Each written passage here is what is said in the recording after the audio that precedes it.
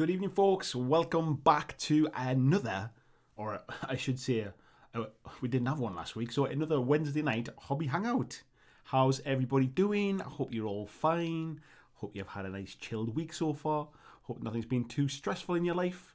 Let's have a quick look and see who we've got in the chat. Let me just move my chair down a touch as well. Excuse me. Let's see who we've got. We had Marcus in nice and early. Hello to you, Marcus. We had Peter Koomans in evening all and click the likey. No likey, no likey, as they say. Daniel Kennedy, hello to you, mate. Hello, Mark Wright as well. Daniel, so I'm looking forward to see what you do with these boats, mate. Yes, we're painting some Armada Orc Ships tonight. Says the last one's turned out great. Do you have a plan in mind? And my reply was, I've kind of got half a plan. I think I know what colour I want the sails to be and the kind of the hull of the ship. And then everything else will just we'll wing it as we go and we'll see how it comes together. But I've got a basic premise. I haven't done any test models or anything. So what you're seeing tonight is basically my first shot at it. Peter Koeman says he's just a fix-it-upper on a second-hand GW Giant. Now he's painting some Rattling Snipers and some Imperial Commissars and Ogrons. That's a nice mix of stuff, mate. Titus Painting Studio, good evening. Says, yo, what's up? All good, thank you. Ortega's looking forward to the rerun. Want to see how the ships paint up. Hello, Ortega, in the rerun, mate. Hope you're well, fella. Thank you very much for popping in and saying hello. VJ says, I have half a plan. It sounds like my life story. Half a plan's better than no plan at all, mate, isn't it? Scott Longworth, hello, mate. Nice to see you too. He's currently building some 3D printed Vikings and Shield Maidens, and then he's going to paint he's Seer print. Nice, mate. Tony Howell, good evening to you too, mate. Just popping in as he's kind of half in, half out at the minute. VJ's finished his run, done all of his these duties for the day, and now he's coming to just come and chill. Apart from being looking after the kids because he's daycare working on holiday. Good evening, Christian. How are you doing, mate? Busey's in as well with his mic check 1 2 1 2. Scott is not enough for drinking mead to get into the spirit. I'm drinking. This is kind of like my new drink of choice now. This is hot black currant. I just seem to have kind of become addicted to hot black currant recently. So, excuse me.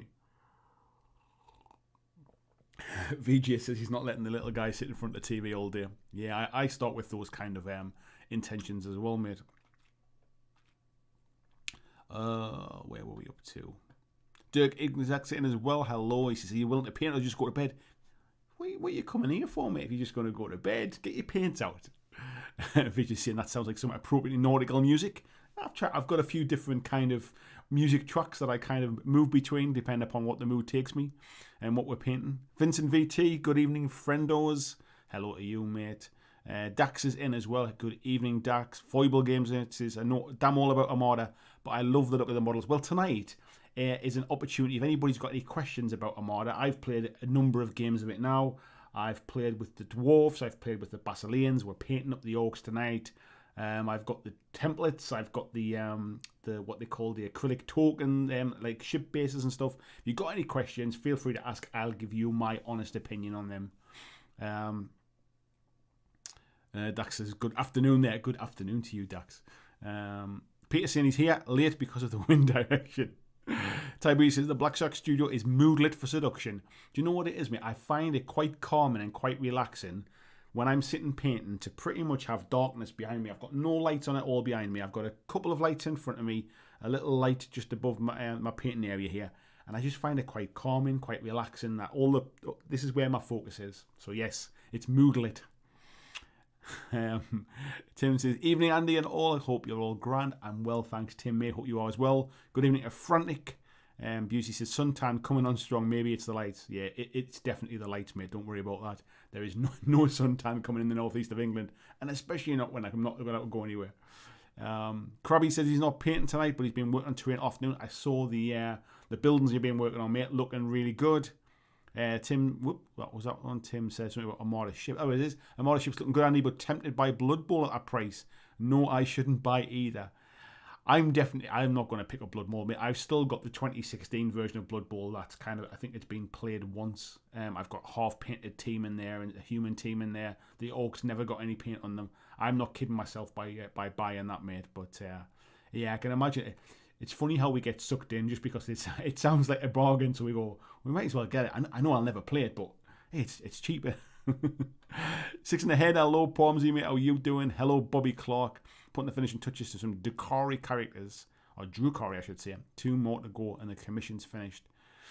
How long does it, on average, mate? Like, what kind of size commission do you get, and how long on roughly does it take you to do? I'm just interested, basically. Good evening to Yoakum. Good evening to Mark Wright. He's on to his Wild Hunt expansion. You are smashing through that Hellboy stuff, mate. Congrats. Scott says he's stuck for what to ask the wife for Christmas. Any suggestions? Oh, let's have a think, mate. We'll have a think. I'm sure the chat will have some suggestions. Keep it clean, folks, please. Dirk says he came here to sing me a lullaby. Just listen to my voice. Just relax. Think nice thoughts. You'll drift off quite quickly. Titus is saying, still wondering how tall the minis are. How tall do you mean the Armada ships, mate? I'll tell you what I'll do. Have I got anything kind of handy? I'll grab something when we go kind of down the camera, and we'll see how big they are. Vincent's got a Cthulhu soundtrack running in the background. Doesn't get much more nautical than that. Nice. Marcus says, I laugh myself silly that Andy used the phrase pimp out. I'm sure not anyone here is street enough to use that phrase. I like to pimp out my games. It means they buying the flashy tokens, or kind of like like buying the little dashboards for your cards to sit in. It's like pimping out your game. It's buying the upgraded bits that are absolutely not necessary at all. That's what I call pimping out your game. Peter Stockdale, good evening, mate. You've got assault intercessors on the table tonight. Hello, mate. Luke's in as well, saying, how you dingly dangly doodleberries? Are we all well? I'm not too bad, mate. Thank you very much. Marcus is saying, how tall are the new Gargants? They are, if I remember right, mate, they're the same. They're slightly smaller than the Mantic Giants, and I think that one is about, is it, off the top of my head, 9 or 10 inches, I think it is. I'm sure somebody will, in the chat will tell you. Luke's saying he just had to drop early 400 quid in his PC. Far more than I like, but worth it in the end. Yeah, upgrading PCs and stuff like that, mate, it's not fun. I think at some point next year, I think that the main PC that I do all of this work on, like my streams and stuff, I think that's going to start to creak as well, and I think I might need to do some upgrades on that one. I've got a laptop that I do all my editing on, because I basically couldn't edit videos on this one anymore. Well, I could, but it kind of stuttered. It wouldn't play back. Like, as soon as I put any like sort of text on screen, like, you know, the little, like the green screen stuff saying subscribe, or I put in the little lower thirds that comes on and says BlackJack Legacy. As soon as you put all them in, it just ground to a halt. And if I was trying to do multi-camera stuff, it couldn't handle it. So I've got a laptop that I use for my editing, which is fantastic. But yeah, I don't really want to clutter it up with all my streaming software and stuff as well.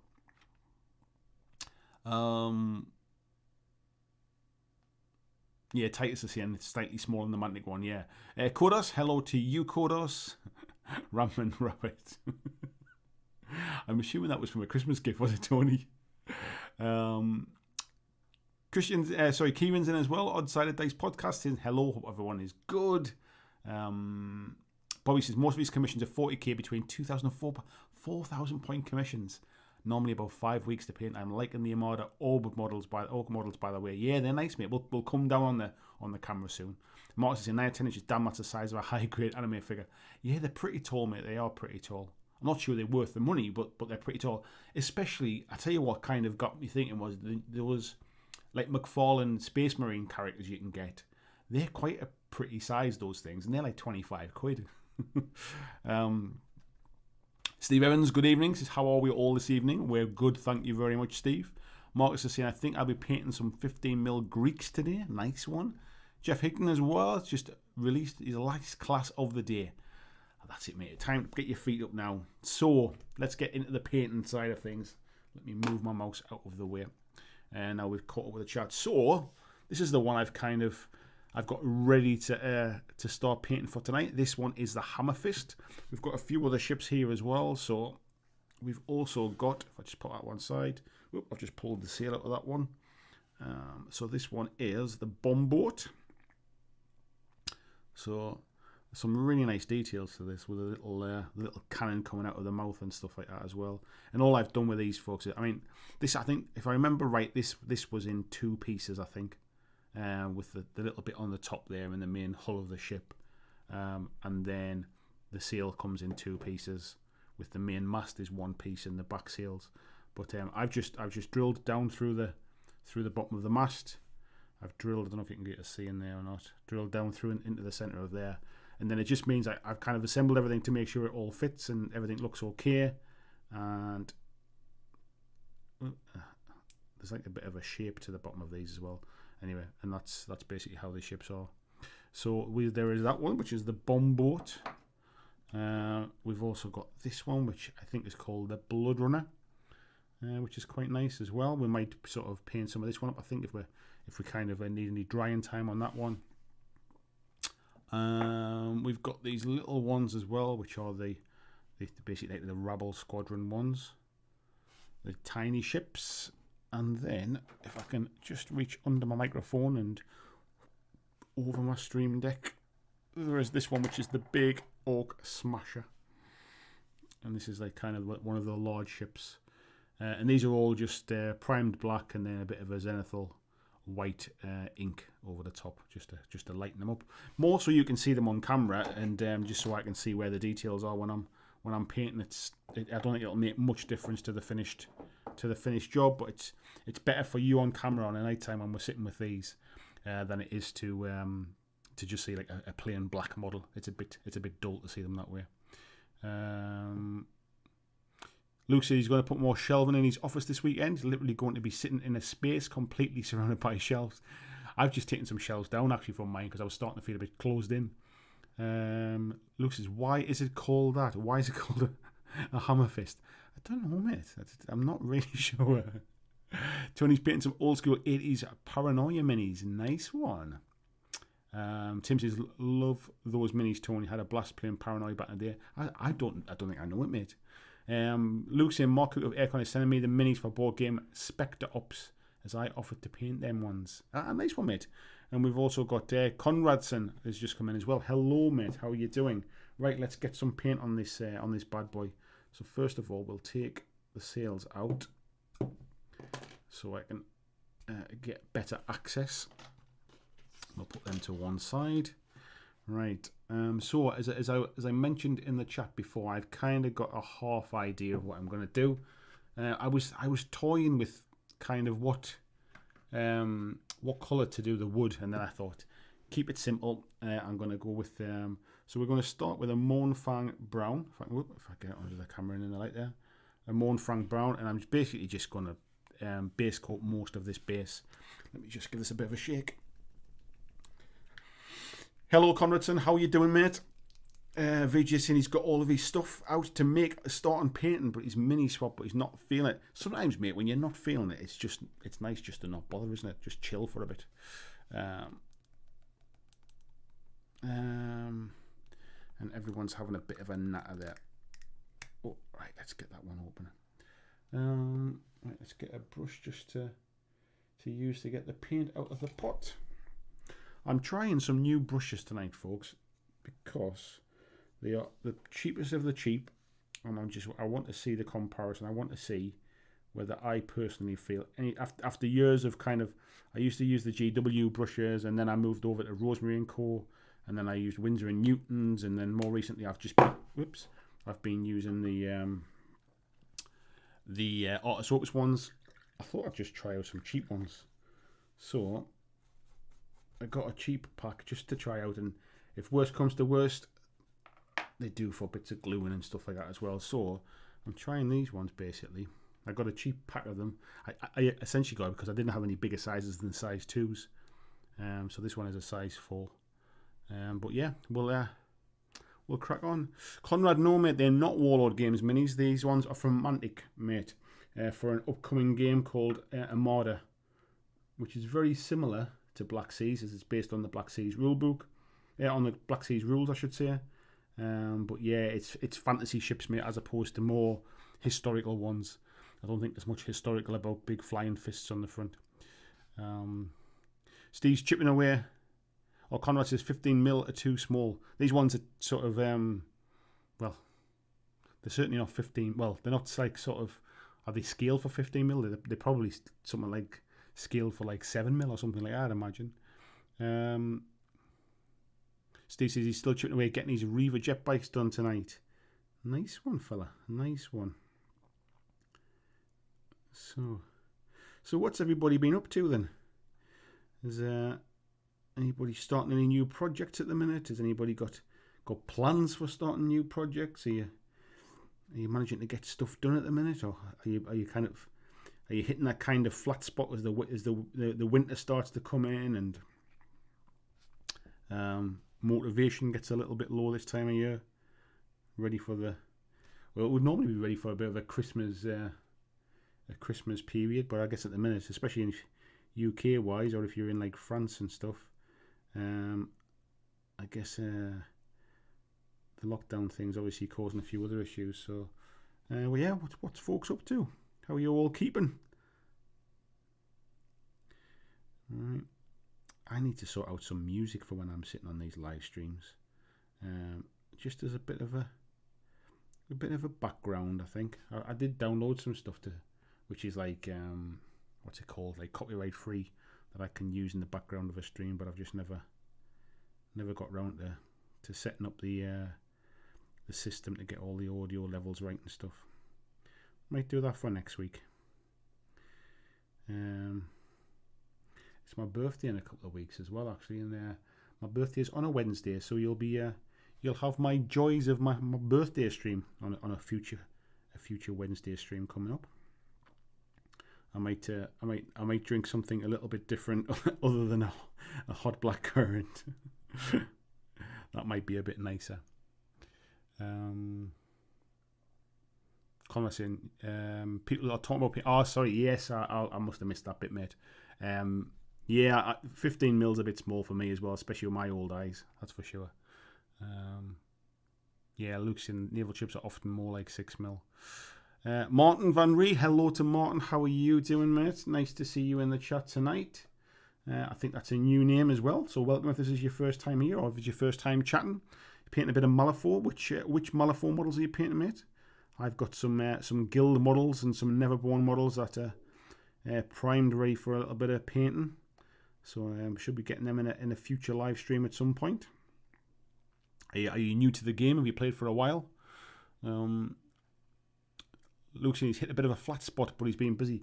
Yeah, I've I was very apt for tonight. I feel like I've had the kind of wind out of my sails a little bit recently. I'm feeling a bit flat as well, mate. But it's nice to come and hang out with you lot.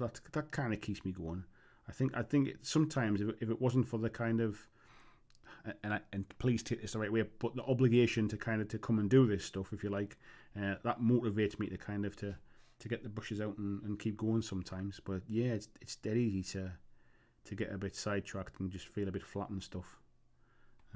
And I am awful. I am terrible for I'm all right telling people what they should do, but when it comes to taking your own advice, I'm my own worst enemy. Scott says he's planning building a full Viking village board. Yeah, I saw that, mate, when you mentioned in the comments the other day. I'm looking forward to seeing all that, mate. VG says, how do you find the triangle grip brushes? I have to say I love mine. To be honest, I hold them a lot further down. The only thing I like about them is they don't roll away when I put them down, that's all. But I find I've got more control over a brush if I hold it like a bit further down the ferrule. So to be honest, the triangular part a little bit lost on me, to be fair. Foible says he's starting to build a modular Warcry board tonight. He's loving it. New to hobby and loving it. Nice one, mate. Let me just scroll up a touch there. I'm losing some chat. Vincent's painting his Revenant still. Steve's working mostly. Yeah. At least you keep him busy, mate. That's the main thing. Vincent says it's a lot of them. Yeah. And Steve said he's so busy at the minute. I imagine that time of year kind of sort of school's going back and things as well, mate. Is that kind of bit over for you now as well, or is it still are you still getting uniform stuff and that going on? Krabby says I'll sing for you if you like a bit of classic Rick Astley. We'll see, mate. We'll see. Peter says he's painting away, hasn't reached his 600 model mark this year. At some point, I should probably go back and review what I've painted this year, because I've definitely painted more this year than I normally do. One, because I've had more time, obviously doing this full time now. I've had more time, but generally I've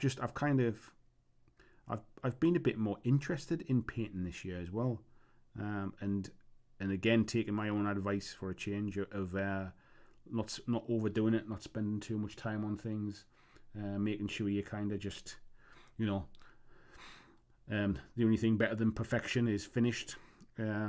Just taking my own advice sometimes, really. So yeah, I've painted quite a bit this year, but I must admit I've not really kept a track on just how much. Krabby says I do have some Elton John in my repertoire. A bit of Elton John in your locker. Is that what it is? The real terms in as well says hello from Norway. A good evening. Always nice to see some international flavour in here. Thank you very much for coming in. Mark said he's hoping to get all his Hellboy done by the end of November. He's calling it Hellvember. Do you know what it is, mate? It's quite nice to sit yourself. Like I used to use things like going to tournaments and things or events, not really to compete and to play well, but sometimes just the idea of going to an event was enough to give me a bit of a deadline to get things finished. So I used to quite often kind of do that, but obviously these days that's not something you can really set yourself. So yeah, giving yourself a bit of a time frame and setting a bit of a target for stuff, it works really well, mate. Daniel's just finishing painting the last of his Night Stalker army that he started. I saw that I forget what the model's called, mate. The one with the open face thing. I saw that one you just painted. It was really nice, mate. And then he's making a start on the champions. For Super Fantasy Brawl. Yeah, this is the first painting stream I've done in a while. I haven't been painting the Super Fantasy Brawl ones. I've been wanting to kind of get them all finished. You know what? I've got no idea why I'm being so careful with this brown. I should just literally be just slopping it on basically, because then I'll come back and paint up all the bits of metallics and stuff afterwards. I certainly don't have enough paint on my palette, that's for sure. Get a bit more water and thin that down. Crappy. Little bit of Daniel, a bit of a karaoke classic, that one, mate. I used to quite often go to karaoke's with my mates when I was a bit younger, and that was one of those songs that was on air. Somebody sang it every single place you went to, or every time we went. That in New York, yeah.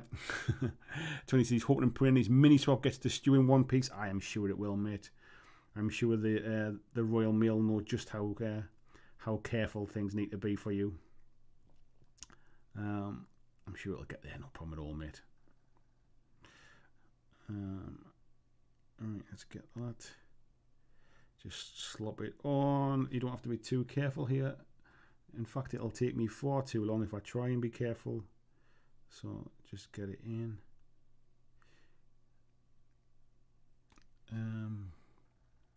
Marcus says, actually this time of year my motivation turns from painting to writing and drawing. What kind of stuff do you write, mate? Do you write kind of like just like sort of like novel type stuff, short stories? Do you do a little bit of kind of writing for your, you know, a bit of background theming and stuff for your minis games? What's the kind of stuff that you write up, mate? So I've gone with I've gone with Mornfang Brown on this one. I wanted a different colour brown to that which I've used on the other ships. That was one of the reasons I wasn't going to paint these brown, to be fair. I was going to maybe do like more of a black grey wood weathered type thing. But I've gone with a lighter one because essentially what I'll do is I'll end up putting a wash over these anyway and darkening it down a bit. So I decided to start with a slightly lighter brown to get started with. So Peter Nicholas, good evening to you, my friend. How the devil are you, sir? He said he's too busy painting rooms in the house and doing roof repairs, but hope to hobby when the weather gets too bad to go outside. Speaking of the weather being too bad to go outside, I have some videos planned for those of you that struggle to get your minis primed when the weather's too cold. I might have a bit of a solution for you. So yeah, stay tuned. I should get that open up in the next week. Titus Paints here says, so trying to sculpt minis. Wish me luck. The best of luck. Best of luck, mate. Krabby says, anyone used Rust-Oleum Stone Effect spray paint before? I have, mate, yeah. It basically goes all kind of stony. What you think? Are you thinking of doing it on like on a building or something like that? I think you can do it. You just got to be you kind of have to. The problem with it is obviously you've got very little sort of control over the direction and stuff. So if you don't want it to go everywhere, you have to make sure you mask it off really well. Otherwise, it will just literally go everywhere. So that's one thing to kind of take into consideration. But yeah, it works. It definitely works. I've seen lots of people use it on like terrain and stuff like Warcry terrain and things when they're trying to get a bit of a different effect. Where are we up to? John S. still said he's clearing the decks of projects, waiting to get his hands on Armada. Lost motivation, but it's coming back. Sometimes that's the case, mate, isn't it? Like, just, like I've said before, sometimes just getting things off your desk, having a bit of a tidy up. If that project's not going to get done, kind of thing, like there's no problem in admitting that you're just not feeling it. Like, put it away, come back to it another time, and just clear it out of your line of sight, because it's seeing half finished projects that you're never going to get round to that ends up just draining your motivation sometimes. Bombsy says, have you got a Wildwood contrast? What do you think? I have, mate. Yeah, I've got all of the different contrast paints. I like it. I like all of the contrast paints, to be fair. It's just, it depends on what you're using it on, mate. It's really dark, if I seem to remember, Wildwood. I'm just looking down. Yeah, it's one of the darkest of the browns, isn't it? To be honest, I probably could have tried contrast paints over this, but what I didn't want it to do is to be too patchy. So, but then again, if I was going to come up with a wash or something like that, yeah, I probably should have just used that. But here we go. We're too far now to turn back, as they say. We'll just plough on and get this coating in. The tough bit with this is there's quite a lot of detail on these. Let me see if I can get in a bit closer and just move the camera over, light over. There's quite a lot of detail, so when you're trying to like paint it, you got to try and make sure that you're getting it down into the recesses and stuff. Especially when it's this first coat. I mean, the wash will take a lot of that up, but with me having that kind of zenithal highlight on it, you don't want to miss any bits and have kind of white poking through. Luke said, I think we need to get some online gaming in. Already feels like far too long since I saw my mates, and I know for many it's been longer. Yeah, I tell you what, mate, it's been months and months since we've been really allowed to see anybody, which is really starting to take its toll on me, sort of mentally, to be fair. But I'll be honest, man, online gaming just doesn't do it for me. I mean, I've been really enjoying the games with VJ, playing Blood Bowl. We've only played a couple of times, to be fair. But there's just, like, I think it needs to be the right game. I think is probably the right answer.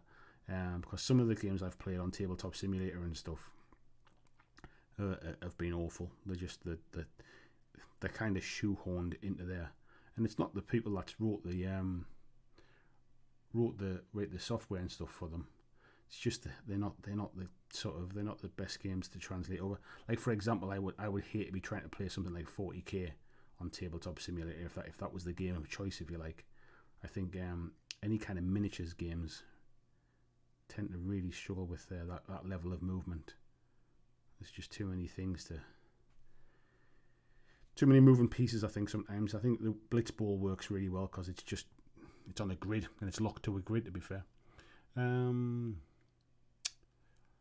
Martin says, Outcast, Tara Crew and Zip started playing after Guild Ball died in my area and loving it. I love Guild Ball, mate. I've just recently picked up the M3E rulebook to have a read through all of the background stories and stuff. I know the rules are actually free online if anybody's interested.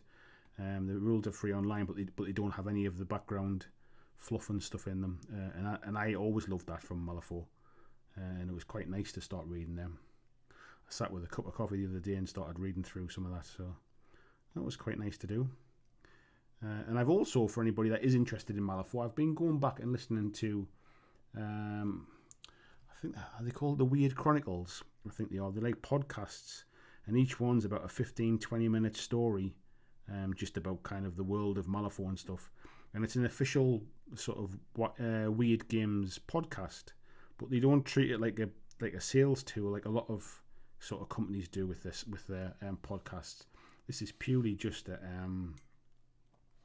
just like narrative stories, and it's a nice change. So yeah, I've been listening to some of those when I've been kind of doing a little bit of work, bit of tidying and things. And I've been listening to them when I'm kind of drifting off to sleep on a night time as well. So yeah, Malifaux is kind of scratching my my kind of narrative lore itch at the minute. It's quite nice as well that I'm not currently covering anything for the channel on it. So it's just it's nice to have something that's almost my personal hobby type stuff at the minute, as opposed to doing stuff to research for videos and things. It's nice to be able to draw the line at some point. So yeah, that's kind of how I'm treating Malifaux at the minute. It's for me, but I think at some point it'll creep into videos and stuff, no doubt, as I get things painted up and I start talking about it more. So right, just keep ploughing on with this. Bobby saying his hobby juices have been flowing more recently, cracking on with some Sisters of Battle and also writing a few painting articles for a hobby store. Nice one, mate. Sounds like you're an all-round good egg there, keeping stuff going. Yoakum saying he wants to start with these Catacomb stuff, but got to finish his mini swap first and making all mistakes possible on this mini swap, so pace is slow. Sometimes it's just like that, mate, isn't it? Sometimes you do feel like you can't do right for doing wrong sometimes. But I've finished painting up my my Catacombs terrain. I did say I didn't know on Monday I would get a picture of that, and I forgot. Remind me on, I'll do that tomorrow, and I'll get a picture of the terrain all set up on the board. And I really enjoyed painting that, to be fair. And next up, at some point, I need to find time to paint the actual minis from the set. So yeah, we'll get to that at some point.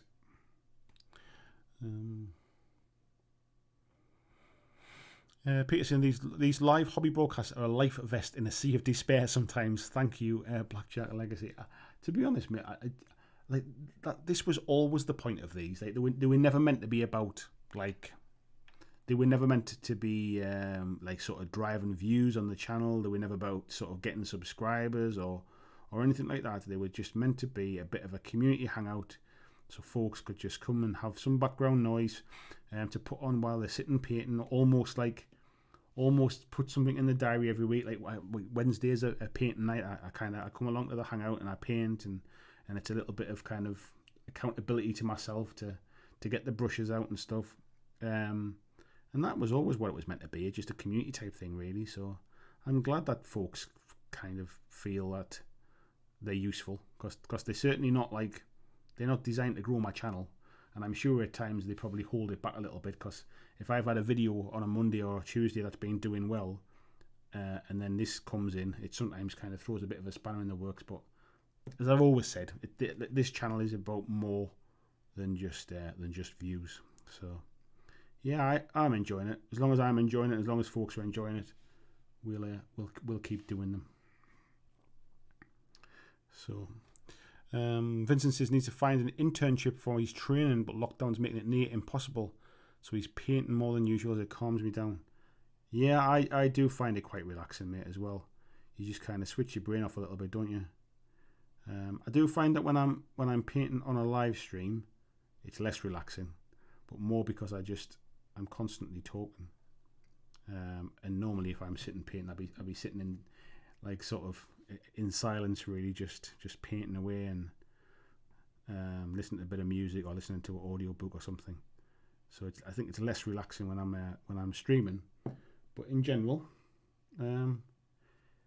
this is the only chat I get with somebody that doesn't live in my household on a weekly basis. This is the Monday streams, so they're a bit of a lifeline for me as well, to be fair. Even though we're not speaking sort of in person,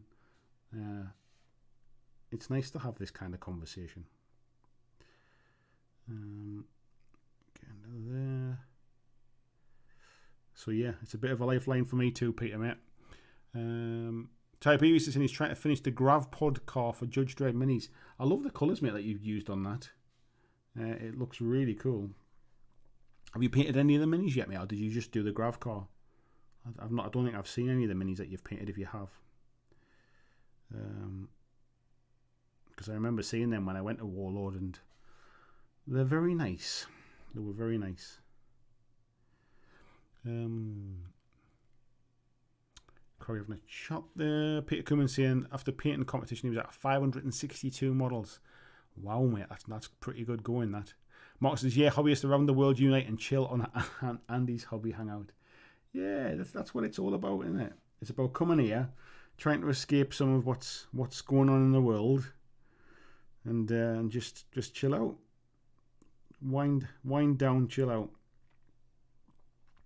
It's like putting on a pair of comfy slippers at the end of the day.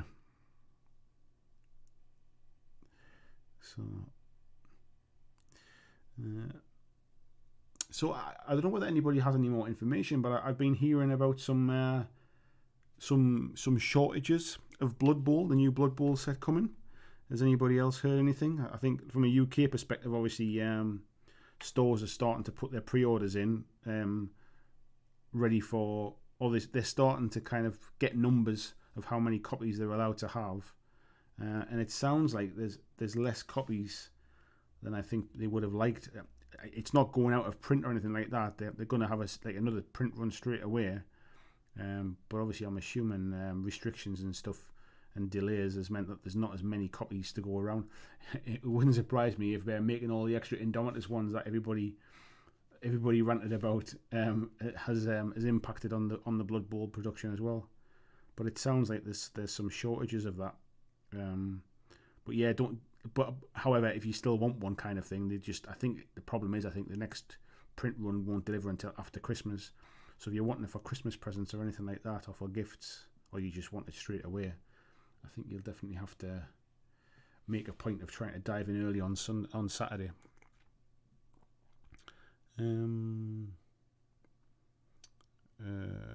Robert Zung says he's made it. He's late, but he's here. It's nice to see you, Rob. I know that you're busy, and more busy these days when the streams are on, so it's really nice to see you in, mate. Steve says he plays Elder Scrolls Online on the Xbox, and he's running his guild and playing with all his guild mates. It's been a little lifesaver. The support we've provided each other has been immense. Excuse me for a bit of wind there. I can imagine, mate. Actually, I used to love playing like video games online with mates and stuff like that. I played a lot of Halo and a lot of Call of Duty back in the day, and a bit of Titanfall. We used to like a good game of Titanfall on a night. But these days, I just like video gaming seems to have lost its sparkle for me a little bit. I think I just don't seem to get the time to put into them games to get anywhere near sort of good enough to hold my own online anymore. So I just I feel like I've kind of drifted away from it. I mean, and to be fair, like my mate who I would normally play with, being like, it doesn't matter, don't worry about it, just get on and play. But I honestly feel like I'm more trouble than I'm worth kind of thing when I'm playing online and holding everybody else up when I don't know what I'm doing, or I'm just not good enough, because they're playing sort of pretty regularly most nights, if you like, and I just feel like I'm well out of my depth on that kind of stuff. And that kind of stuff, I've lost touch with people because I don't play online anymore, and that's never nice really either. So I have been looking at things like Cyberpunk as well. Obviously it's coming up, it's a solo game, but or certainly initially it's a solo game, but at least I can kind of play at my own pace or something like that. But I don't know whether it's even, is it that like kind of GW effect, or am I just still getting caught up in the hype? Do I really need it? Will I even play it? All that kind of stuff. I've looked at things like Watch Dogs Legion. I quite liked Watch Dogs 1 and 2, but again, it's ploughing the time into those kind of games. I tend to these days play stuff I can just play for an hour or something and then call it a day. Sometimes like after a live stream, so if I've been doing a live stream like on a Monday or a Wednesday, it's surprising because before I start a live stream, I can be quite tired, and I'm thinking, like, especially like on a Monday when I don't start at 9 o'clock, I can be quite tired if I've been up early to take the little one to nursery and stuff like that, and I'm kind of tired before I start. But as soon as the kind of camera goes on and I get started and the chat starts flowing, it kind of all picks up and I'm fine. But then what happens is at the end of the live stream, I'm kind of wired. I've been talking non-stop for 2 or 3 hours. And my brain's kind of, I've obviously had bright lights in my face.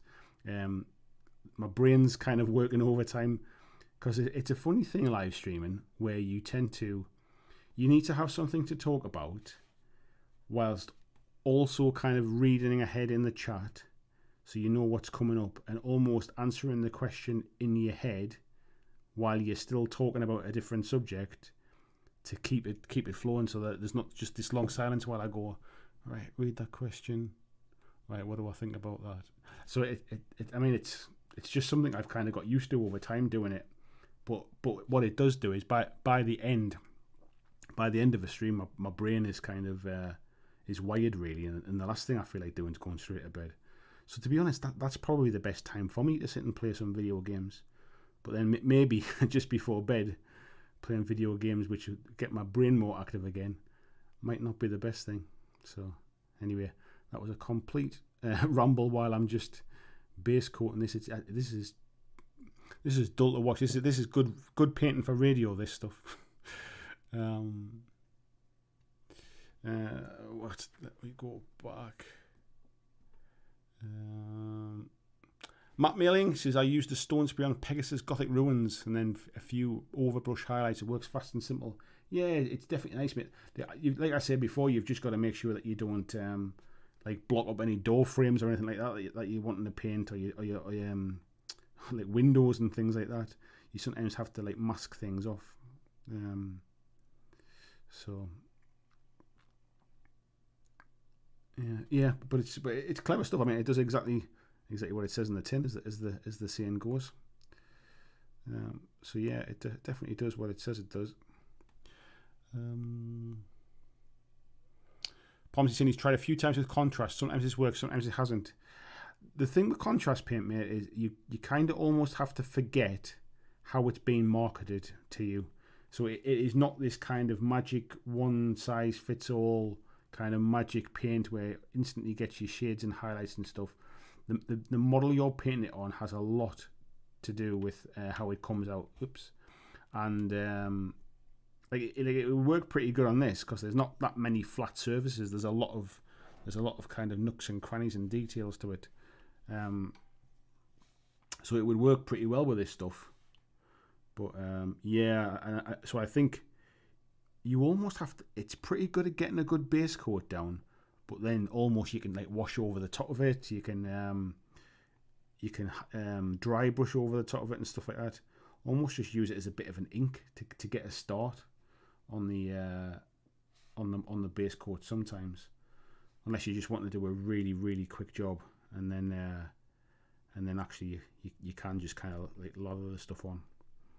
But yeah, it's I think the mini you're painting, mate, has a lot more impact upon whether it works or not. And obviously your base coat as well, depend upon what you're using as your primer coat to put it over the top of. So right, let's essentially got the first coat on it there. I think what we'll do is I'll just touch into those areas. I think that's the bulk of what I want to be kind of wood or brown. So I think we'll get some metallics on that. Where are we at? Ryan, good evening, Ryan. How are you doing, mate? I hope that you're well. Mountain Gremlin Games, good evening to you, sir. Hope you're keeping well too. Scott saying, that's the Prince all super glued, now to wait for the wife to get home and move up to the painting room to crack his paints open. Sounds like a plan, mate. Sounds like a plan. Let me just keep this brush washed. Tim says, local comic shop chap said he can't get any Blood Bowl, but next print availability is in January. Yeah, I'd heard it was early next year when the second print one would come. It sounds like it's a bit of a shame that, and I hope that they're basically, especially at this time of year and especially with everything that's going on, I hope they're helping out independent stores and not just keeping all that stuff back for their own retail stuff. Tony saying, yeah, group painting can be a little less productive, but definitely more soul affirming. Yes. Tasty Brain Drain, nice to see you, mate. Don't worry about being late. Says, let me see, Happy Veterans Day to all the vets in the US and Happy Remembrance Day. Yes, Remembrance Day. It's kind of weird. I mean, it's hugely important, but it feels like it's been overlooked a little bit this year in the press and stuff. I mean, they're too busy talking about other stuff. Where ordinarily I seem to think that it's covered with a bit more respect, a bit more dignity than it has been. Obviously, not being able to kind of get out and see poppy sellers and things like that, I think has impacted it as well. Mountain Ground Game says it's like Indomitus, mate. Anyone not getting one right now will get one January the 8th. Yeah, I just it's just a bit of a shame, really. I think it's just a shame that they didn't have a few more to go around, especially this time of year. I mean, retail stores could do with some stock. So yeah, it's a shame though, because I know loads of people just go direct to GW now, not wanting to miss out. So, let's be fair, you can't really blame them. Okay, let's get... What kind of metallic do I want to do on this? I think we'll go with silver to start with, I think. So what are we going to do? Let's go with a bit of lead belcher, I think. If I can find it on my list. There it is. Actually, no, let's go with iron hand steel. I've not used this one yet. Yeah, I'm not saying about Blood Bowl, that's right. John Eston says there's no such thing as online standard. You're right there, mate. Tyrese says, nah, not painted anything dread yet, just the pod, one of the buildings, been off the boil. Yeah, I know what you mean, mate. You've mentioned you kind of not been on your game, but back now, mate. You're back on it. VJ saying he's pulled his finger out, getting some paint on his minis. How good is Gulliman Flesh? Gulliman Flesh is fantastic, mate. It was the first contrast paint where I just thought, actually, now I can see what this stuff's meant to do. Yeah, I really like Gulliman Flesh. Right, let's get a bit of this silver out. So has anybody picked up their new Xbox? Anybody managed to get their hands on an order for a new PlayStation? Like, that's another thing that I feel like kind of like new consoles coming out. I feel like that's almost been kind of forgotten about a little bit unless you surround yourself by that stuff all the time. I think I mentioned the other day. This is the first. This is the first console generation I've not bought on release. Where are we up to? Scott says he's just purchased Star Wars Squadrons. I've not seen that yet, mate. I haven't even seen any videos on it. I heard it was influenced by X-Wing, the miniatures game, actually. So it'll be interesting to see just how much influence there is on that. Yeah, so we're using Iron Hands steel on this, folks. I'm just getting some silver onto the metallic parts. We're getting it into these bits. So all I like to do is just not be too neat on these. Just get the base colours on, and then tidy them up a little bit. I'll probably come in with a wash, and then a bit of highlighting and stuff. And then that's pretty much my method for getting these things done, really. Try and keep it simple. There's enough detail on them. A bit of dry brushing or just picking out highlights works well. So you're just saying, is that battle damage to the top or bubbles? No, it's damage, mate. It's meant to be kind of like tears and rips in the cloth at the top, mate. It's intentional.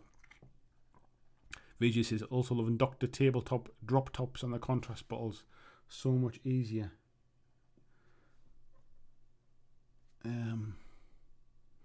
Matt's in first ramble of the stream. Yeah, it'll not be the last, mate. Don't worry about that. Sometimes it's especially on these painting streams, and I know folks are sitting busy, like sort of doing stuff themselves. Sometimes the chat's a bit quieter, so I have to find more subjects to talk about to keep things going. So yeah, sometimes when I just go off on a bit of a ramble, I kind of look down the chat. How many comments have we got? I'll have a bit of a ramble just to give the comments a chance to catch up, give me something else to talk about when I reach the end of this ramble. But yeah, That's kind of how it works. I also, folks, as well, I don't know whether anybody noticed on Monday, I had a bit of a black eye.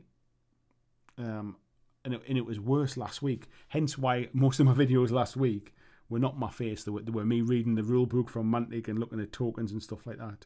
And I had a right whack in the face off my son.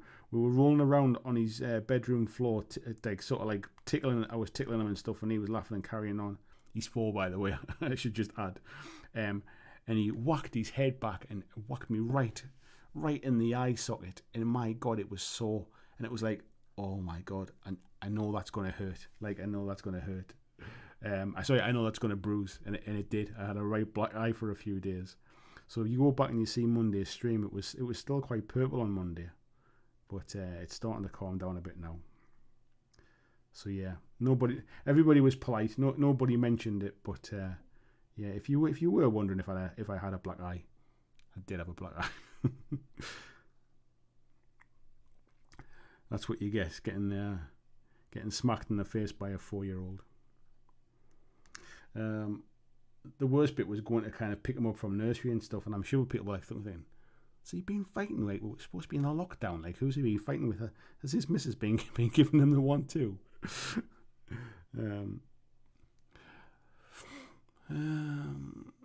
Scott said he's trying to talk his wife and let him get the new Assassin's Creed Valhalla. I bet you will, mate, especially with your Viking stuff at the minute. I haven't played an Assassin's Creed game in forever. Are they any good these days? I can't remember the last Assassin's Creed game I played. But yeah, it was going back some.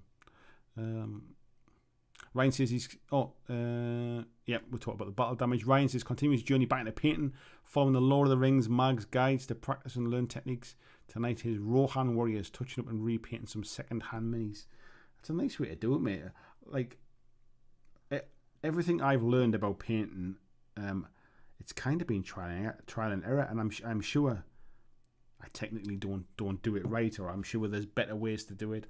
I think I mentioned this a while ago. I would love to get some kind of like painting lessons or something like that, like do a proper one-on-one sort of day with somebody who knows what they're doing.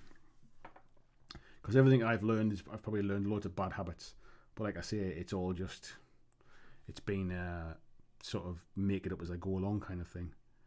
But yeah, painting from the magazines, mate, and sort of getting some tips and stuff, almost like step-by-step guides and things. It's a great way to like just get you back into it, get you started. Sometimes just having a little like, because I find sometimes if you're not sure, if you're a little bit unsure when you're new to painting or you've not painted for quite some time, actually having that full plan laid out in front of you before you start gives you a little bit of confidence to kind of to see it through to the end. Because as I've mentioned loads of times on this stream, whenever you're painting a mini, you will get to that spot in the middle of that paint job where you think, I have ruined this. It looks like garbage. I should strip it and start again. And it's just experience and knowledge that gets you to push through that bit and go, no, this is the bit I always get to. It'll come together soon. Like at the minute, this looks like a 5-year-old done it kind of thing at the minute. But I know it won't look like this at the end. So, let me just scroll back a little bit. Chat's gone a bit faster than I thought. Matt says he plays lots of goblins in Kings of War. Nice, mate. I do like the new goblin models. I must admit, I was tempted as a bit of a lockdown project to pick up that new Kings of War 2-player starter and do some goblins. But yeah, I was kidding myself really if I thought I was going to get them finished. But it would mean I would have something to play my dwarves against when I can start getting games again. And having people come over. Peter says his first model's making lots of painting mistakes. Luckily the base paints seem to cover each other well. Yeah, I used to kind of try to be really neat all the time when I was painting. And one thing I've learned is just you can tidy it up. Just get the base colours on. Don't worry about it too much. And just tidy them up when you go. And especially if you're going to put like a wash or something over the top, like they cover a multitude of sins. They'll get you out of a hole. So yeah, don't worry about them, mate. Never worry about being too neat when you're just getting them base colours down. some people like to kind of like tidy as they go, but for speed and that, sometimes it's easier just to get it on and then tidy it up at the end.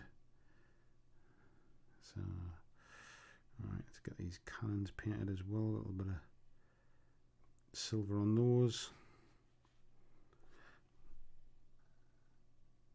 Yeah, I do feel like this sometimes, especially if I'm not feeling it. Like I think it was a couple of weeks ago when I was painting those Super Fantasy Brawl minis. I definitely got to a point where I just thought, oh, like I'm actually really, I'm almost ruining them here because my mind's just not on the job in hand kind of thing.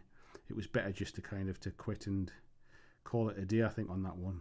But sometimes it gets like that. Jimmy Moscow says, hello from the Texas Gulf Coast. Long-time gamer, new to Mantic Games, but saw Armada and I was sold. Thanks for the great content. You are very welcome, Jamie. Thank you very much, and thanks for coming to the stream tonight as well. I mean, I have to say a huge thanks to Mantic. They've been really good sending me some stuff out. I've not seen it anywhere else. I know Ash Barker at Gorilla Miniature Games got some ships. And he'd been painting them up, but I haven't seen any sort of content from him on it. And obviously Mantic have made a little bit of content themselves as well, but obviously that most of them are furloughed or like not in the office, if you like. Sorry, I should say not furloughed. Most of them are working from home, which makes that kind of stuff difficult. But yeah, getting this stuff early to make some content on it has been nice. I'm not used to that kind of stuff. I'm not quite big enough generally, but I think I've always had a good relationship with Mantic, and there's quite a good Mantic following, I think, in my subscriber base. So I think it works for me to do some Mantic stuff. So, and obviously because I like it myself. Yeah. So. Right, let's have to go around and see which bits I've missed. Let's get onto this bit as well.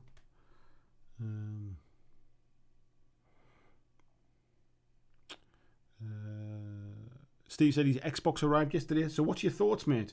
I saw a few videos online, and I think essentially the dashboard's not really changed much, is it? I've got like an original Xbox One that I use now and again for the odd game, but yeah, I don't play it often enough, mate, to consider getting a new one just yet. But are you happy with it? I think the problem is at the minute is I don't think there's no real killer kind of launch titles. That's really kind of where I feel like I'm even missing out. I think that's one of the important things. Ordinarily, I'd be kind of like thinking, oh God, I really wish I'd got one now. But I'll be honest, at the minute, I'm not really thinking that. I'm definitely not missing. I definitely don't feel like I'm missing out at the moment. I'm sure at some point there'll be some kind of killer game comes out, and that'll be the point where I go, is it time? Is it time to get one now? But yeah, so far I don't feel like I'm missing. So, right, let's wash this brush. Kudos is not even trying to get one of those consoles. Maybe next year if they are cheaper. They always come down in price at some point, mate, don't they? As the manufacturing costs come down and the components come down in price, there's generally another generation of them that drop in price a bit. But I think you're probably 12 months away from that one. Peter says nope, he's got a gaming laptop, Acer Predator. Very nice, mate. I've got a gaming laptop as well, more so because that's just they have good graphics cards, they have plenty of RAM in them, they have good processors, so they're perfect for video editing and stuff. So I've got a Razer Blade 17-inch, which is pretty cool. Excuse me. I, however, cannot use mouse and keyboard. I still plug a controller into it. Steve saying Granite Steel is his new favourite metallic.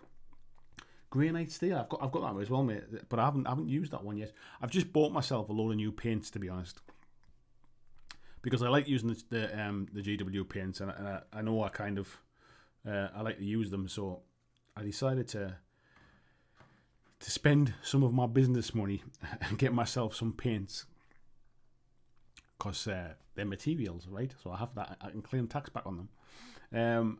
So yeah, so I kind of kitted myself up with that stuff, and I realised just how few paints I had when I started ordering some more. But yeah, it's nice to have a kind of like a range to choose from now. So I've got lots of new paints I haven't tried.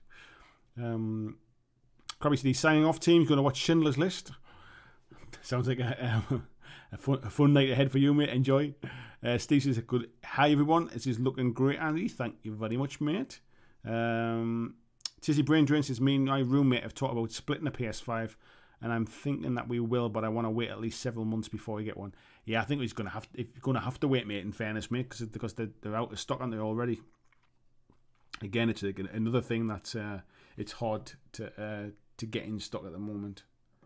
Let me put that one there while I get some more of that brown again. Dirk says, "Is that blackcurrant syrup you're using in your drink? It seems more of a British thing since it's hard to find here." It is, mate. Yeah, it's just I think it's apple and blackcurrant actually. But yeah, it's like cordials, like sort of tends to be the go-to sort of drink for kids, like sort of sugar-free cordials with a bit of water in. Obviously, you don't want them drinking sort of soft drinks, like fizzy drinks, I should say. So, yeah, we always have a good selection of juices in the house for the little one, of which I end up drinking more of them, to be fair. Just touching the bits I've just remembered that I've missed. And to tidy up some of them silver bits. A little bit here. Just round the cannon at the front. Because I'm going to put a wash over this now. So these are just all the parts that I've either just touched silver onto them or I've just missed them.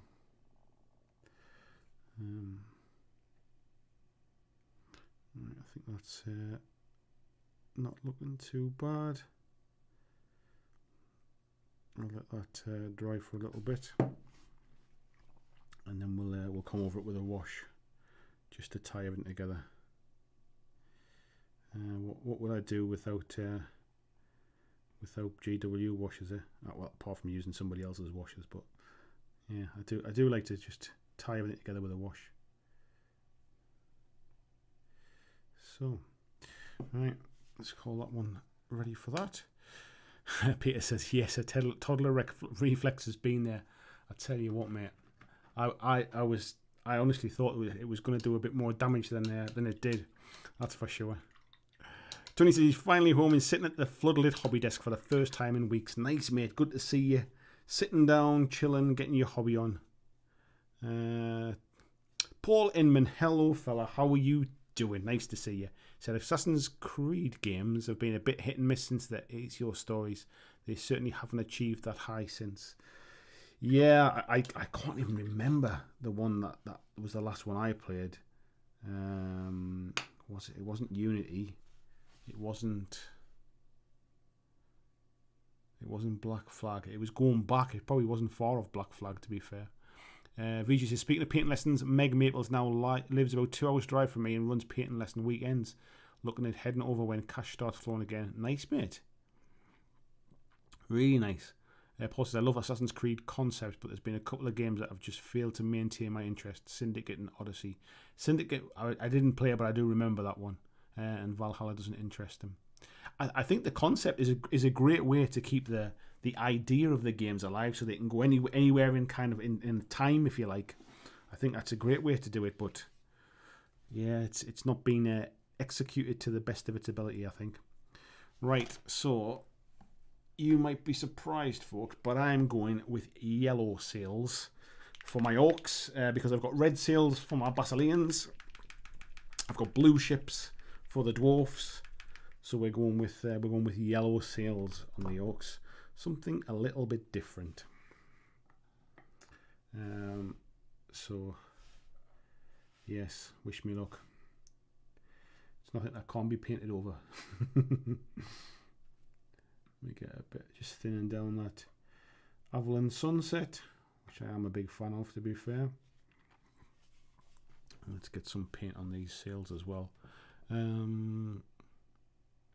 Brad P says, let me go back a second. Steve says, I love the Dwarf fleet. Would love to see Dwarf Marines in Kings of War's skirmish version. Yes. It'll be interesting, mate, to see if there's any kind of crossover and any kind of like piratey type models and stuff drift over. Be nice to see that kind of stuff.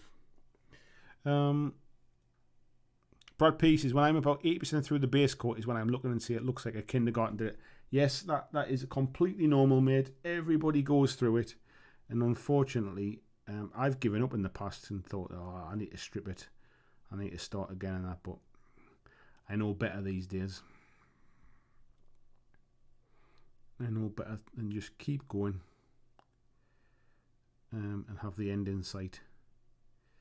Because even when I was painting those Basilean ships, I don't know whether folks have seen them, I'll show you them a bit later because they're just up on my desk there. Even when I was painting the Basilean ships, there was definitely a point in there where I was thinking, oh my god, like that is awful. So, yeah, definitely. Tiberius, I've just discovered I have a non-oil pot and it's still sealed. First off, mate, congrats. And secondly, why is it still sealed? Why have you not used it? I would love to find a proper pot of what's the new stuff's called? Agrax Earthshade. What was the old stuff again now? I forget what it was called, the brown wash. But yeah, I used to love that one. It was kind of like liquid talent. that's what Agrax Earthshade is.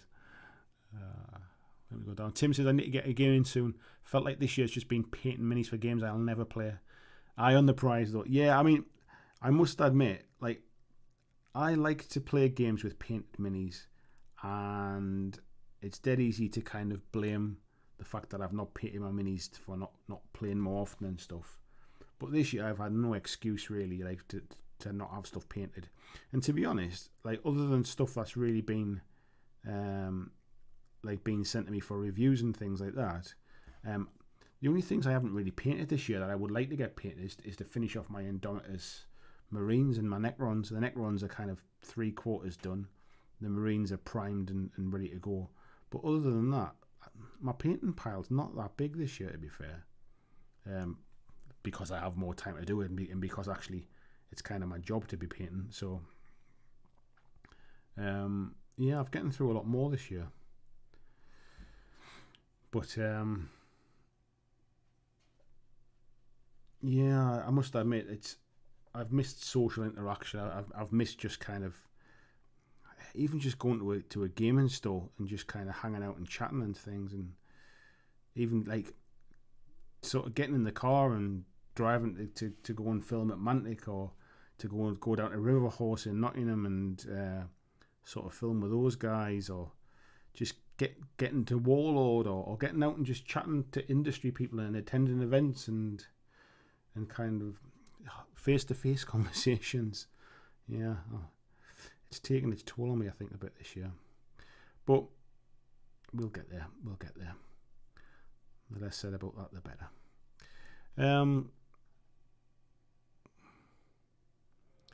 Christian saying, hopefully there'll be some kind of BlackJack Legacy gaming event once all this stuff lockdown ends.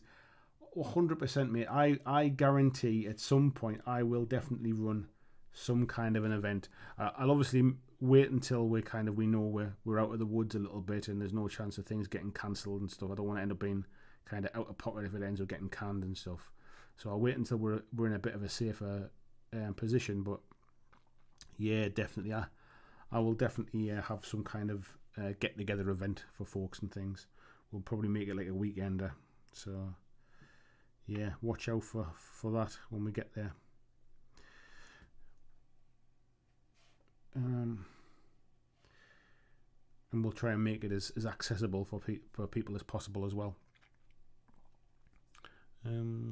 Tony says, when it comes to painting, neat is a dirty word for me. I'm in the early stages.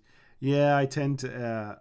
I used to always try and kind of neaten it up, and I think the reason I used to try and neaten it up as I went was because I used to get to that point where it looked like absolute garbage. And I used to worry about, like, oh God, it's like I've ruined it kind of thing. So I used to try and like neaten it up as I went, which just takes you twice as long. And unfortunately, it stopped me getting things finished. Where these days, as you all can see quite plainly, just slapping the paint on and getting that first layer on and stuff is much more important than it being neat. So that's that one. We'll let that one dry a bit. Back to the other one. Matt says, will the missus join you for a second Armada skirmish soon? Yeah, we've already done one, mate. Actually, I just need to get it all edited and stuff. So yes, it's ready to be edited. But I didn't have the Orc Ships obviously then, so it's dwarves and Basileans again. But we did take some magical upgrades.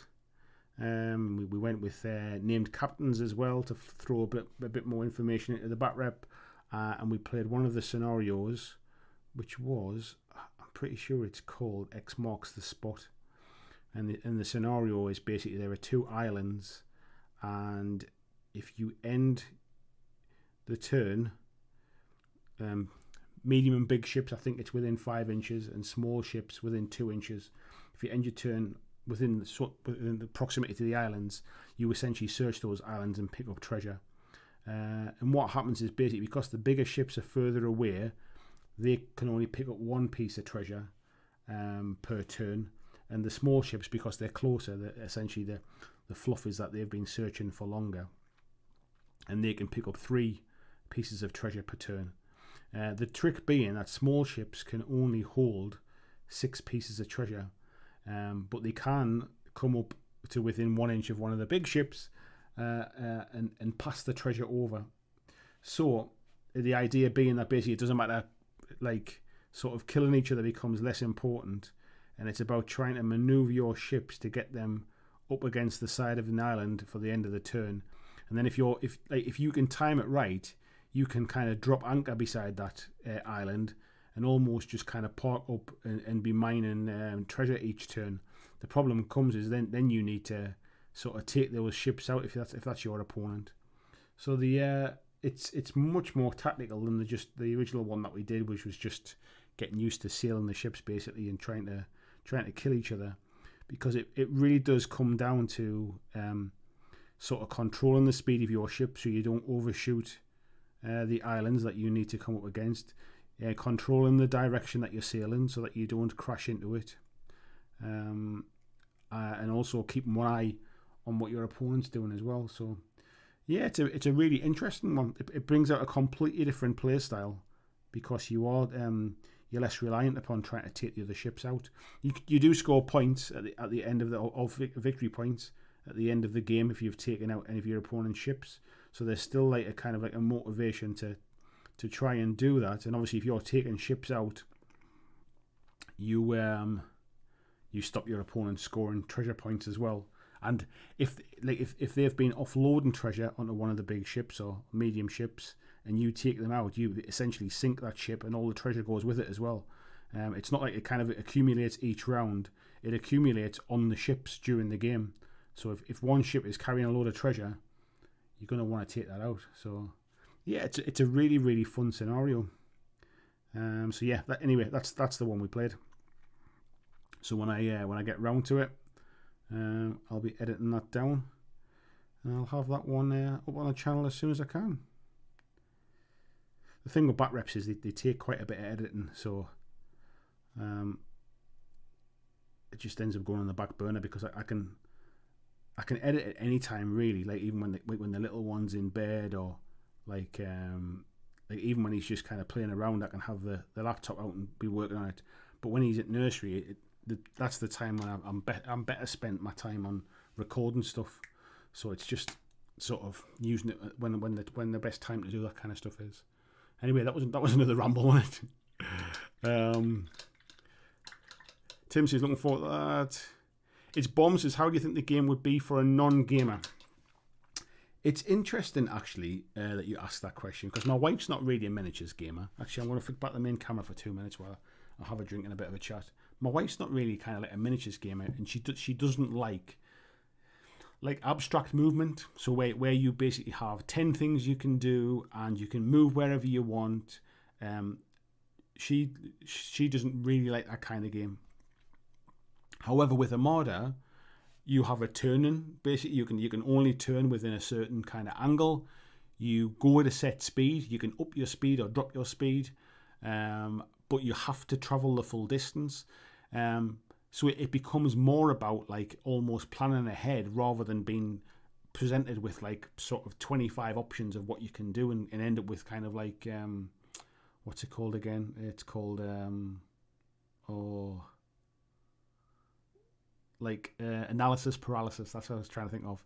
So I think for a non-gamer, actually, there's a lot about Armada that is actually an easier entry point because you are not presented with a wealth of options. It's more about the tactical planning and planning ahead. That's where the skill in this game lies, really. Think of things like X-Wing. If you think X-Wing is a good game for beginners, this is very much in the vein of that kind of X-Wing movement. Jimmy Moscow's saying yes to the tasty brain drain there as well. Christian sharing the link for the Patreon. Thank you very much, mate. Yes, for those new to the chat here tonight, Patreon is basically how I pay my bills. I do this full time. I don't do any sponsored video. I don't get paid by companies to make content. I don't advertise Raid Shadow Legends or anything like that. Everything's done through a bit of ad revenue through YouTube and through Patreon as well. So yeah, if you would like to support that and keep the channel independent, much appreciated. Marcus is back. Mark's saying how many contrast paints are there? I think there's 32, mate, if I remember right. There's 32 contrast paints. Phil says, sorry, but I'm going to sleep at the same time you're on. I get to work early bunch. It's live and I miss it. That's okay, mate. Never worry about that, as long as you're okay. Lord Maiden says, I think Assassin's Creed games have changed over the years. It's become more of an open world action RPG. Yeah, it's been a long time since I've done them. Steve says, P drenched sails. You won't see that when you see it all finished, mate. It'll look awesome. Devlin Mud, thank you very much, Steve Evans. I couldn't remember that name. Steve says he's painted 13 minis this year, still working and not playing, has sapped the drive. For you, mate, that is a big sap. Excuse me.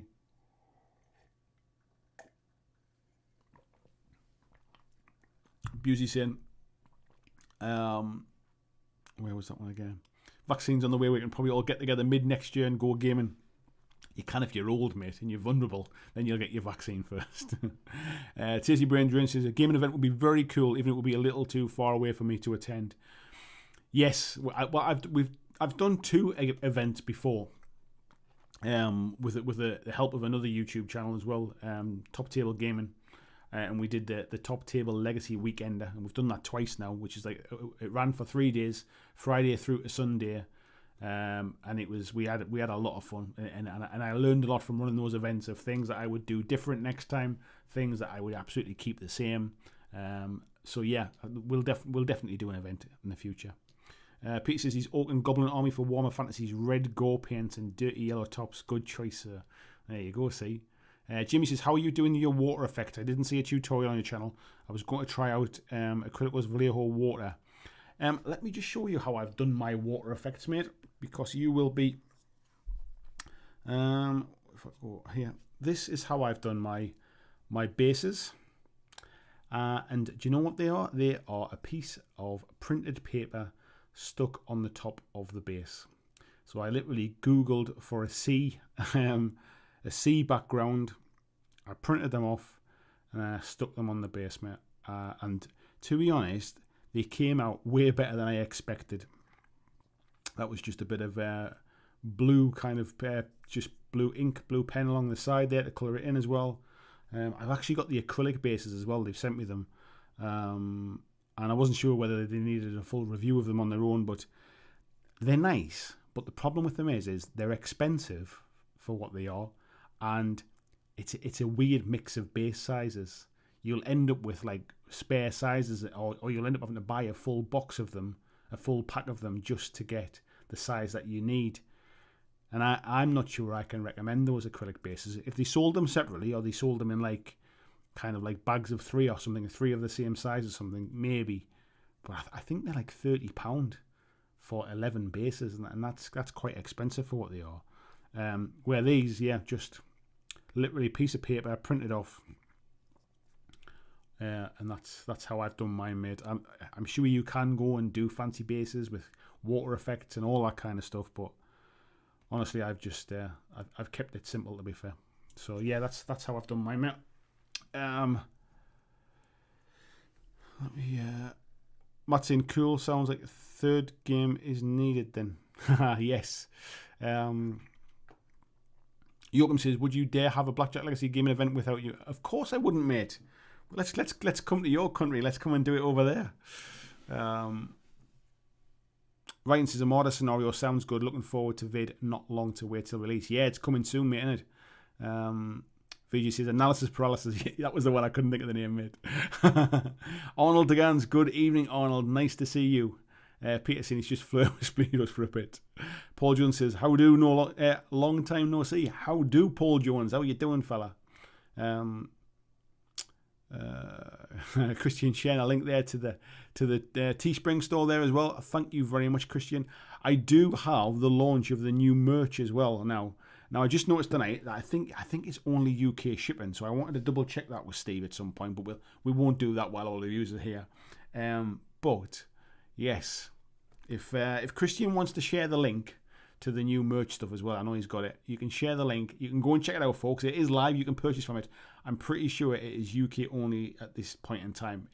I can't guarantee that will change, but yes, you can have a look at it. You can have a look at some of the new merch. Arnold says, and good night. Go and take you with me for a bit. Thank you very much, mate. Tiberius is chatting away. Arnold says he's been very busy. I'm glad you're okay, mate. And Frantic says, I asked my wife what game to get next between Catacombs and Titanicus, and she said, no, the one with the boats you showed me some time ago. Wow, Armada it is then. There you go, mate. I think it's just, do you know what it is? Like, there's definitely an element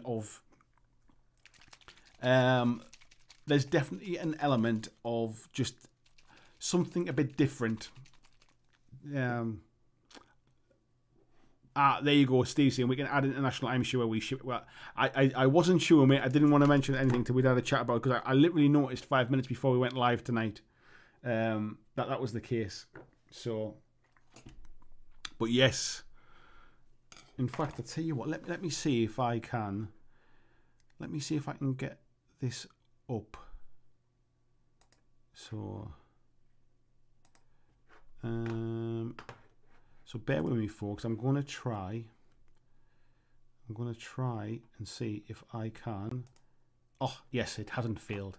So folks, two things. First off, the Teespring store is still up for international shipping and stuff until we kind of sort this side of stuff out. But this is brand new. It is literally just gone live today. You lot are the first to see it. There's some new stuff here that I can't do through Teespring, which is one of the reasons why it's there. The other reason why is because Steve, who's in the chat tonight, this is his business. It's his company they make workwear and schoolwear and stuff like that. And I can't think of a better way, rather than kind of giving all the money to kind of Teespring, and who are a big concern, if I can push some of that into a UK local business, somebody who's a Patreon of mine and a supporter of mine, if I can support him as well, sort of team up with somebody I can help him, he can help me, so much the better. So we do have a few new items as well. So you can see we have baseball caps, we have kind of beanies. I think that one is like a dice pouch there. We've obviously got face masks as well, which is something that I know that we all have to get used to wearing, certainly for the foreseeable future. We've got some nice hoodies here as well. We've got polo shirts. I should add as well that on the polo shirts and the hoodie there, these are embroidered logos as well, so they're not kind of screen printed or anything like that. Steve obviously sent me some samples, and I was really, really happy with the quality, which is obviously why we've gone ahead with this kind of stuff. We've got rulebook carry cases, so nice just to stop your rulebooks getting damaged and stuff, or just to carry to the store with you. We've got the BlackJack Legacy t-shirts, and we've also have the zipped hoodies as well. So yes, these are the new merch, and I'm sure we'll add more in the future as well. So yes, please do check them out.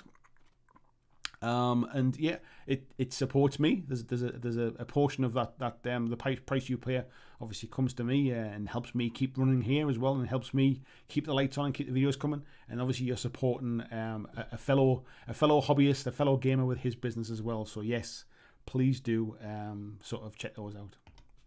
Right, we'll get back to that.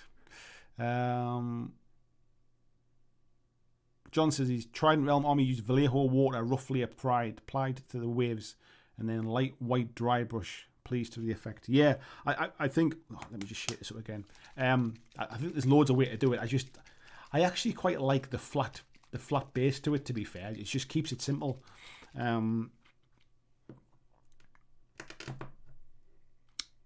Busey saying there, yeah, UK only. It was when I went into the shipping basket and had a look at it. It was UK only, mate. But yeah, as Steve says, we can work with that. So it's literally just gone live today. So yeah, please do check it out, and let me know your thoughts. Let me know your thoughts. Steve saying it never occurred to me. It never occurred to me, mate, until today, which is why I'd never mentioned it before. It wasn't until I kind of went browsing around the website and I thought, oh, yeah, it just occurred to me. Yeah, caps and beanies. Peter says, got a link for that, Andy. Yeah, it's Christian's just shared the link there, mate, as well. So I'll update all the social media stuff. I'll put a link in the Facebook group tomorrow and the Patreon chat and stuff. And I'll get all the links up tomorrow as well. But I wanted to share it here with you hardcore followers tonight. Actually, we've got good numbers in tonight. There's 70 people in tonight. That's pretty good for a bit of a hobby ramble hangout. But yeah, I've with a head like mine, or a head of hair, I should say, like mine, the beanie is going to come in very, very useful. So I've asked Steve to get me a beanie and a cap. I think I'll be wearing hats as the winter comes on. I've already got one of the hoodies, and I've already got one of the polo shirts as well. And the quality of them is fantastic. I kind of, if I hadn't been happy with the quality, I wouldn't have gone ahead with them. So yeah, I can definitely vouch for them. So as I've told you a lot before, I like now this is my job and this is what I do. I've bought enough in the past. I've bought enough BlackJack Legacy t-shirts and stuff so that I wear one every day. I get up, I get showered, I put on one of my BlackJack Legacy t-shirts, and it's almost like that psychological thing of I'm starting work for the day. And when I actually finish, I do go and I get showered and take it off and goes in the wash, and I just put like normal clothes on kind of thing, and it's helping me to kind of psychologically, like, that's like when the t-shirts are on, I'm working, and when the t-shirts are off, I'm not, kind of thing. So it's like having my uniform. So it's been nice having the hoodie and stuff as well, and having like the polo shirts are a bit more professional looking as well. So yeah, it's nice to extend the range a bit. So yes, awesome stuff. Thank you, Steve. Really do appreciate everything you've done there, mate. Thank you. Tiberius, Warlord don't have dominion over what happened in World War II. I wonder, is there chats that I don't see? You can feel what you want. Yes, Martin, you know, a BlackJack Legacy event would give me a reason to save up and take a trip to England and get out of Texas for a month. Make it a whole proper vacation. I tell you what, mate. If we can get some international travellers over for it. I mean, to be honest, what I'm looking at, and I have been doing some digging for this, obviously, I'm looking to try and get a venue where everybody can come and stay too. So I'm looking at like hotels or venues with kind of very, very close sort of hotel rooms. Obviously, price is important as well, and location for kind of travel links and things as well. So I'm looking at all those things. And the idea would be is much like what I've done in the past with the weekenders, is it's more about the social side. It's just about getting people together. There'll be some kind of organised events which are more just a case of like, if enough people want to play, let's just say Armada because I'm painting it. If enough people want to play Armada, we'll put like a little sort of 6-person or a 10-person Armada event on or something like that. And it's more for fun. It's not serious. It's like, You know, it's not mega competitive. If you've never played before, you know, we'll get you sorted with some ships, and you can just give it a go, kind of thing. It's really just about sort of friendly gaming and about getting people together, hanging out, playing some games, having a bite to eat, sort of playing board games, a bit of a quiz on a Saturday night, that type of stuff. It's just meant to be a bit of fun.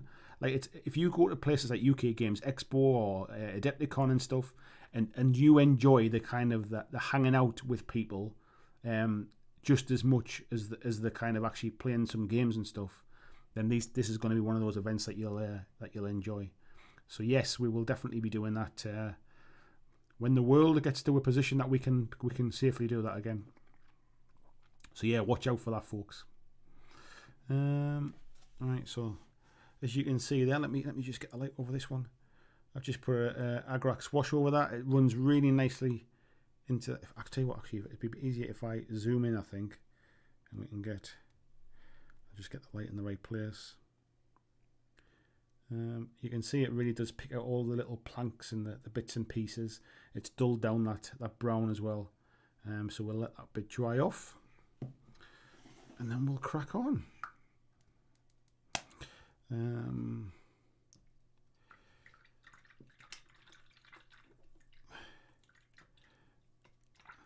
Just Kev says, "What's up, guys and girls? Hello to you, mates."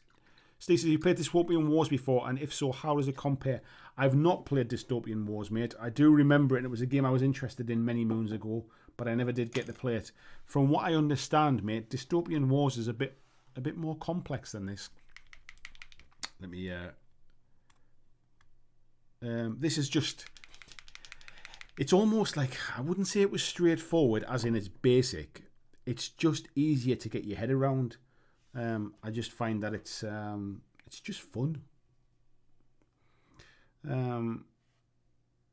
So, and I like the idea of it not being kind of not being like historical type thing. It's more, with it being fantasy, there's a bit of license to kind of to just do what you like, really. When it comes to like painting ships and stuff like that, like these are sailed by orcs and built by goblins. Like, nobody's going to tell me I'm painting the wrong colours, kind of thing. Do you know what I mean? So, yeah. Steve says, "Andy, you should see if there's a hotel local to you that has a hall to set up tables with and a bar like Articon, but obviously far more cost effective." Yeah, to be honest, mate, there is a good place which is right next. It's actually just not too far away. It's round the corner, which is a village hotel, and it would be absolutely perfect if I can negotiate the right price. The only problem with it is that I worry if kind of like the northeast is too far for most people to travel. Am I better off getting something more central? That's the consideration for me. The problem is if I get somewhere that's further away, it just makes it more difficult to organise to actually, like, I have to do everything by phone. I can't actually I couldn't sort of go and check places out and get things set up and sort of carry around a lot of my equipment and things.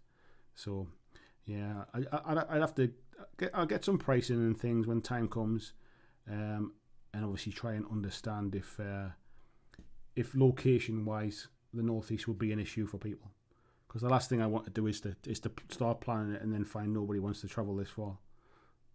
So, because you'd be surprised, people don't tend to come to the northeast very often. Right, let's paint the back of that bit. Matt says, "Every con I go to, I do way more chatting than gaming." Yeah, me too, mate. And to be honest, that's the bit I enjoy, and that was where our weekender thing was born from. Basically, it was me and a couple of lads who have the other YouTube channel. We'd gone to a Kings of War, the UK Masters event, and none of us were playing in it. We'd literally gone to just kind of hang out and just have a chat with folks, and we were sitting having a beer, having that conversation, saying, you know what it is like.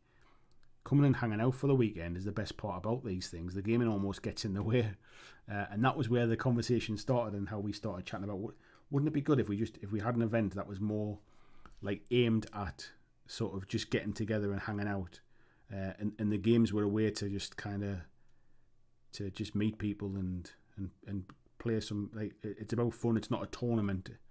Like we were really we were trying to get that idea across, which was quite difficult in the early days, but I think we got there in the end. People like Christian and Tony Booth Leiden, who was in the chat, Skullmunch and Ruth came as well. I'm trying to think who else. If there's anybody else that was in the chat. Peter was there as well at the last one. Is there anybody else? I'm trying to think now. I'm going back and racking my brains. But yeah, there was I think we had about 70 people, I think, that we had at the last one. So yeah, it was just a nice amount. And the idea was we intentionally kept the ticket numbers low, so there was plenty of space. So it wasn't like you were kind of like sitting around with nothing to do because all the tables were full. That kind of stuff. There's Mr. Booth Leiden just snooking in there at the end there as well.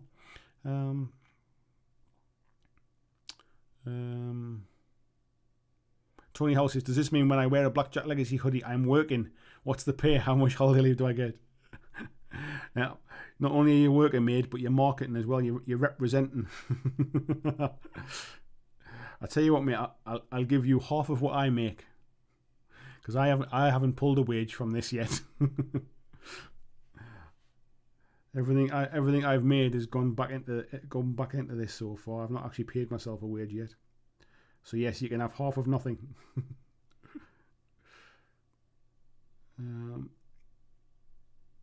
But yeah, it's more psychological for me, to be fair. Is that actually it's like putting on a work uniform. Like I used to, when in my old job, you know, you almost kind of put on a suit and a shirt and tie, and like psychologically you're in that frame of mind. It's work time, and getting home and taking the suit off at the end of the day is like, right, I'm finished for the day, really. And I'm kind of trying to keep myself in that same frame of mind, really. So the difference being that when I kind of go to pick the little one up from nursery, or drop him off in the morning, and I've got my BlackJack Legacy hoodie on, I can see people going, the hell's that top, and why does he keep wearing it all the time? So, alright, there's one of the seals base coat on both sides. Scott's saying, do I really need another naval game? If you've already probably got naval games, mate, I would probably suggest that you probably don't. The only reason that you would really need this one, I would suggest, is if you really like the ships. And then you don't, and then in that case, just buy the ships if you like them, mate. But I don't have a naval game. Or certainly not one that I've been playing anyway. Steve says, I'll be checking out Armada vids after this or tomorrow. Need me some quick hobby to kickstart it. Yeah, it's there's been a few there, mate. I did a video the other day as well, which was basically going through the entire Armada rule book as well. So it gives you a very quick kind of a skim through. Obviously, you can pause the video and read any of the pages and stuff. But I literally go through the whole book and tell you what the contents are that are in there. So at least you know what you're getting into if you decide to pick that up. Matt says, got to paint those ships red to go faster. I've intentionally not painted them red, mate, because these ones, these are my Basilean ships, and I've already painted those ones red. So yeah, that's why they're not red. Ooh, nearly snapped it there. That's why they're not red.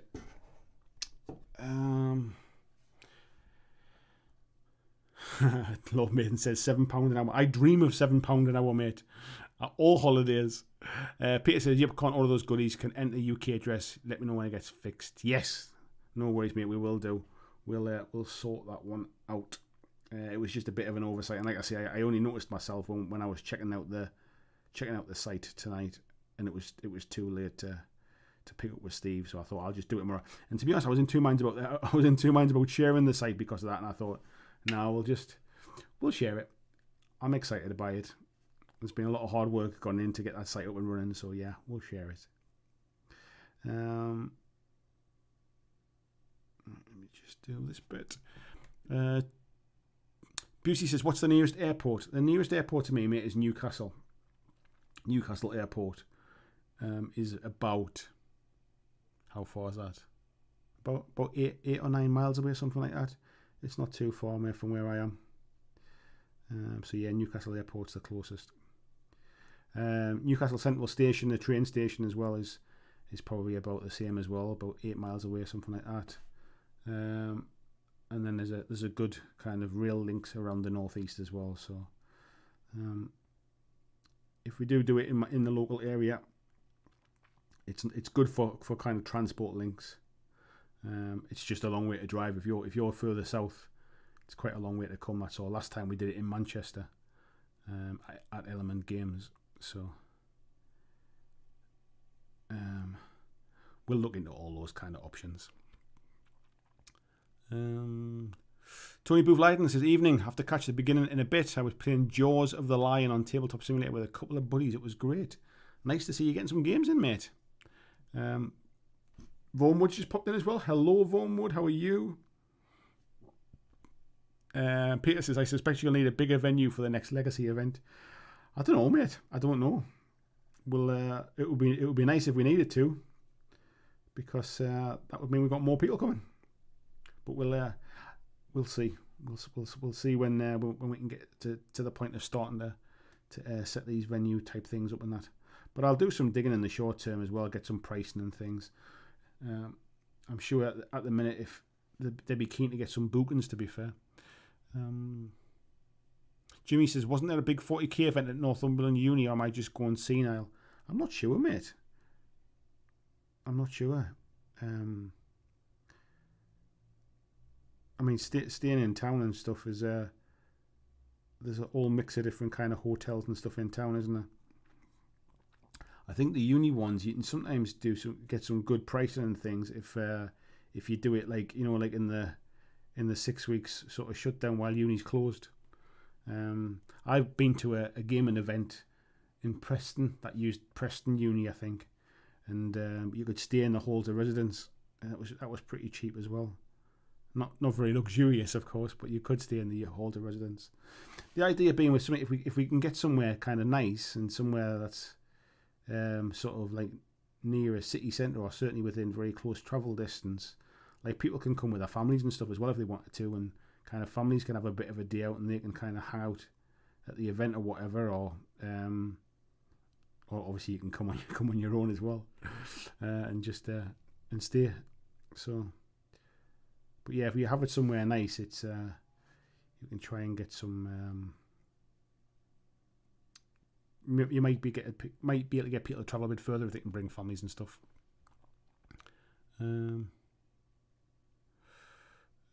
William Jones says war paint. Yes, get the war paint on. Steve says never answer to the normies over your hobby. Yes, 100%. Do your own thing, forge your own path. That's for sure. Vijay says, speaking of finish for the day, that's 90 minutes, size 4 brush and contrast paint. These mini swap minis are nearly done. I tell you what, mate, when you can crack through stuff like that, it's lovely, isn't it?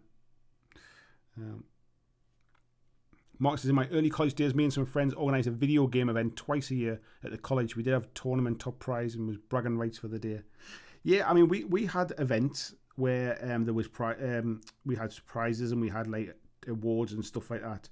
But essentially, that like they were meant to be played in the spirit of kind of like, like it's not about bringing those kind of killer lists. It's about sort of bring something fun, bring something interesting. We basically gave away raffle tickets to people. Like, so if you played a game you'd never played before, if you played against somebody you'd never played against before, you got like free raffle tickets. And at the end of the weekend there was a big raffle, and there was things like airbrushes you could win. There was a gaming table that you could win. We had sort of different board games, miniatures games, all manner of different bits and pieces that had been donated. So yeah, it was pretty cool, and I look forward to trying to replicate that again in the future.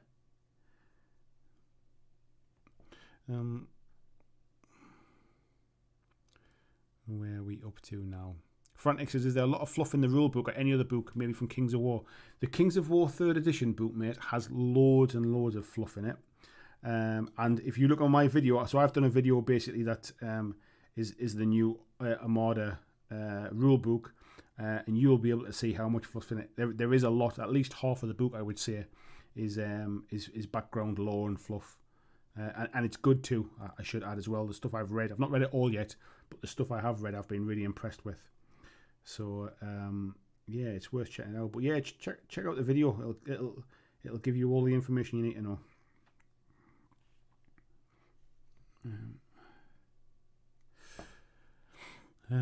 Scott says, I have Cruel Seas, Black Seas, and Victory at Sea. If you've got Black Seas, mate, like I say, unless you really want the ships, I'd potentially give this a miss, because it is essentially Black Seas rules with a few tweaks and a few kind of fantasy elements added into it.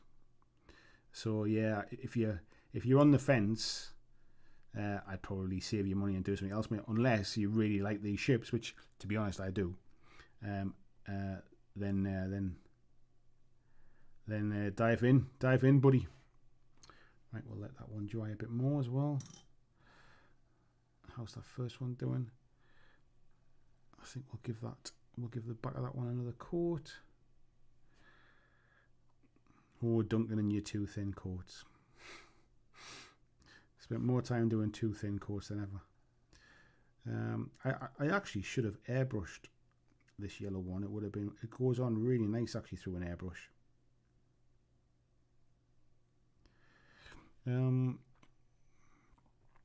Peter says, hello Andy, I'm known for having pretty lucky dice. Can you vouch for the dice bag? Will it keep the luck on it? Will it rub off?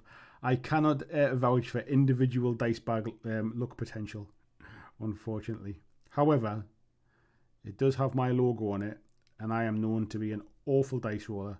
So any consequences of that is not of my doing. However, they're reasonably priced, so you can take a punt on it. You can always use it as a dice jail and put all your bad dice in there. So there you go. But yeah, I ain't vouching for the luck, that's for sure.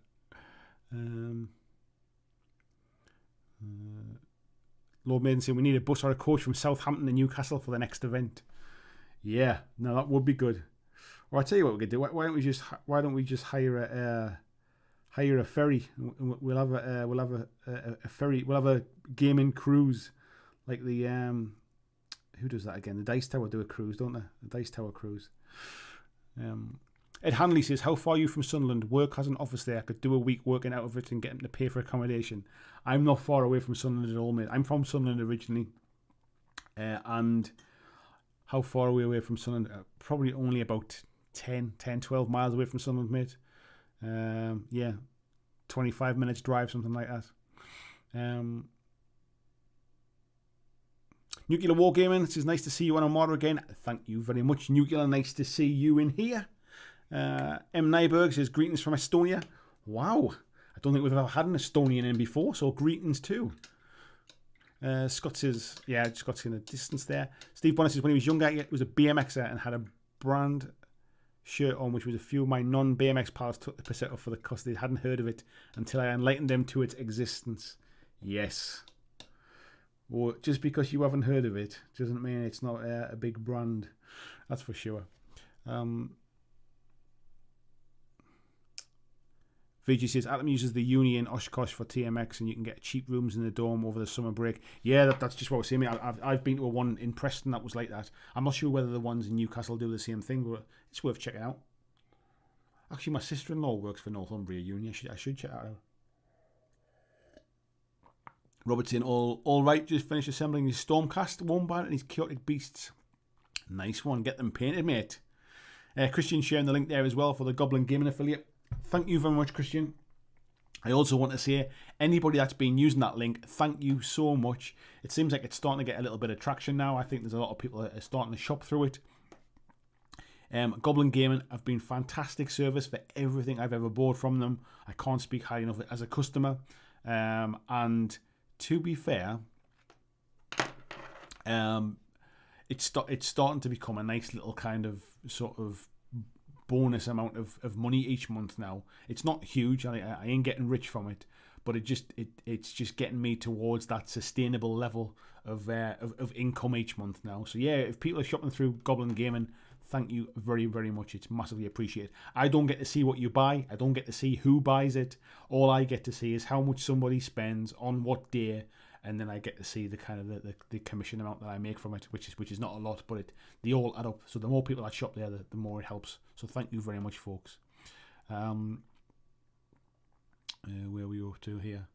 VGC, admittedly, these are 3D printed mini, so significantly smaller than GW, but super impressed with the amount of detail. The size, mate, to be fair though, is all to do with you when you're 3D printing, isn't it? So yeah, it's that's one bonus. Scott Cini could always use these Black Sea ships as Basileans. You can do, mate, yeah. And I think there's rumours from Mantic that they're going to use the Black Seas ships for Kingdoms of Men, I think. So yeah, so they'll actually have proper rules in the game, I think, at some point. Peter says, I stole the dice to hand to my opponents in them ones. Yes. Board Game Geek does the cruise. I thought it was there. I think Dice Tower might do one as well, if I'm not mistaken. I think John Hedges' gaming cruise on the Tyne. Classy. There you go, mate. Marx has just ordered a hoodie and a face mask. All items look amazing. Thank you very much, mate. I look forward to hearing what you think when you get them. Christian says, I happen to know someone who is higher up working for a private yacht fleet, so I can find out if it's possible to hire in the cost. I think that would get very expensive, mate, but I would love to know.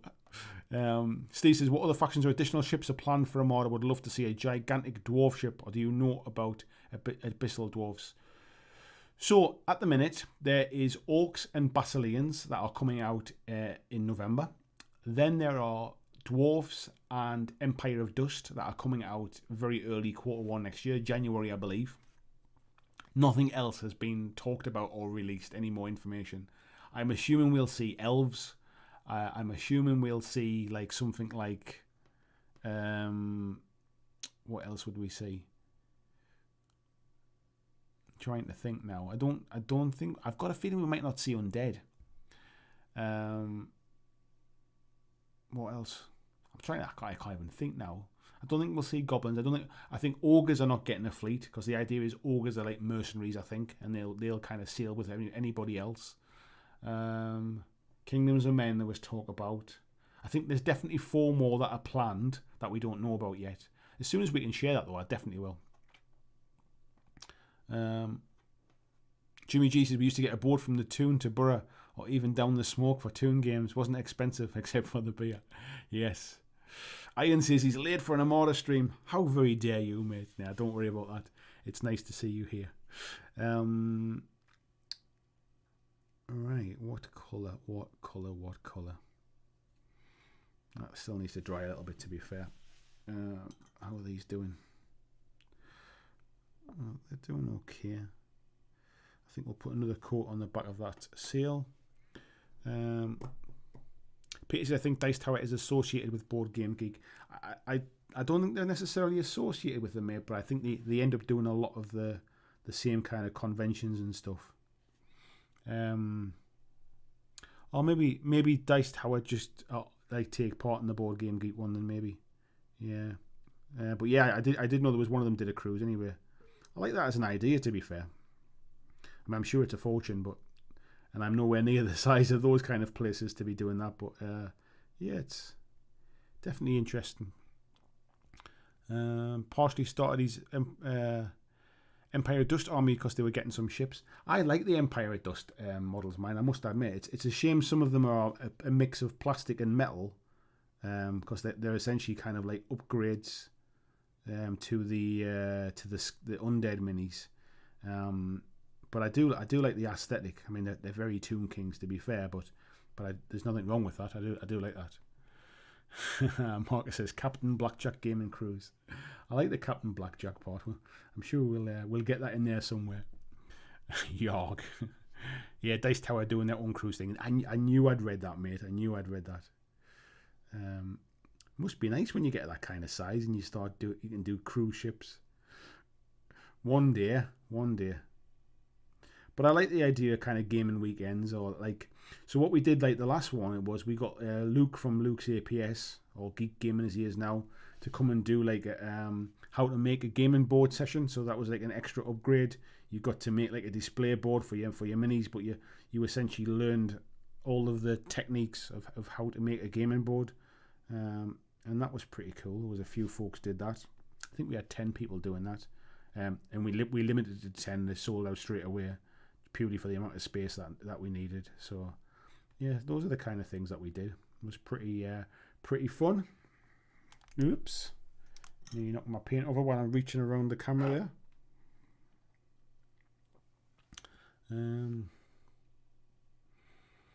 I hope they do Abyssal Dwarfs. It wouldn't.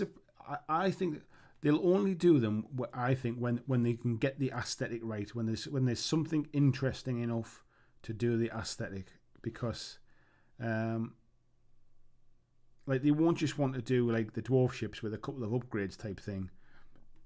It'll need to be something else. Like it wouldn't surprise me if like Abyssals sounds like it's good, but from a lore perspective. Would they have ships? Like it's the same with Night Stalkers. Like would they have ships? Like who would build them? Like it's that. Like I mean the undead sounds really cool, but I think I remember Matt saying in a podcast that they basically they didn't want to just kind of do the Pirates of the Caribbean kind of ghost ship type things. They didn't just want to do that aesthetic. So. It'll be interesting to see what they do come up with, though. But so far, I like what they've done with the ships. The ships are very different, sort of visually, and I like the fantasy elements of like things like this one with the hammer fist on the bow. It's nice that they've embraced the fantasy side of it and done something a little bit. Some might say stupid, but it is fantasy at the end of the day. It doesn't have to be real. It doesn't have to be realistic. I'm sure it would be an absolute nightmare to sail a ship with big flying fists on the front of it. But I'm sure the winds of magic help make that irrelevant. Yeah, Kodos is saying there, yeah, Kingdoms of Men are getting cards only and supposed to use Black Sea plastics. Yeah, that's what I'd heard, mate. That's what I'd heard. Andrew Fairbanks, hello mate. She's finally done with work. We solved nothing. That used to be my life, mate, when I had my old job. That was exactly how I felt at the end of every single day. Just done another 9 or 10 hours of that. Nothing has changed. We've learned nothing today. VJ saying yes, he's getting Orcs and Empire of Dust for Armada. Yeah, I'm looking forward to the Empire of Dust, mate. I must admit the Orcs are my favourite at the moment. Closely followed, I think, by the Basileans. I like the dwarf ones. It's not that I don't like them. I just think they're the least favourite of the four. Lord Min says, what you do is get the price and then say we can do a cruise, but it's this much and I can cover a small amount. Would everyone be happy splitting the rest between all those who come? What you'd have to do, mate, is you get the price of the cruise, and then it has to be divided by the amount of people that's coming. Otherwise, it just doesn't work. And I wouldn't be covering the cost of it, mate. That's not how that works.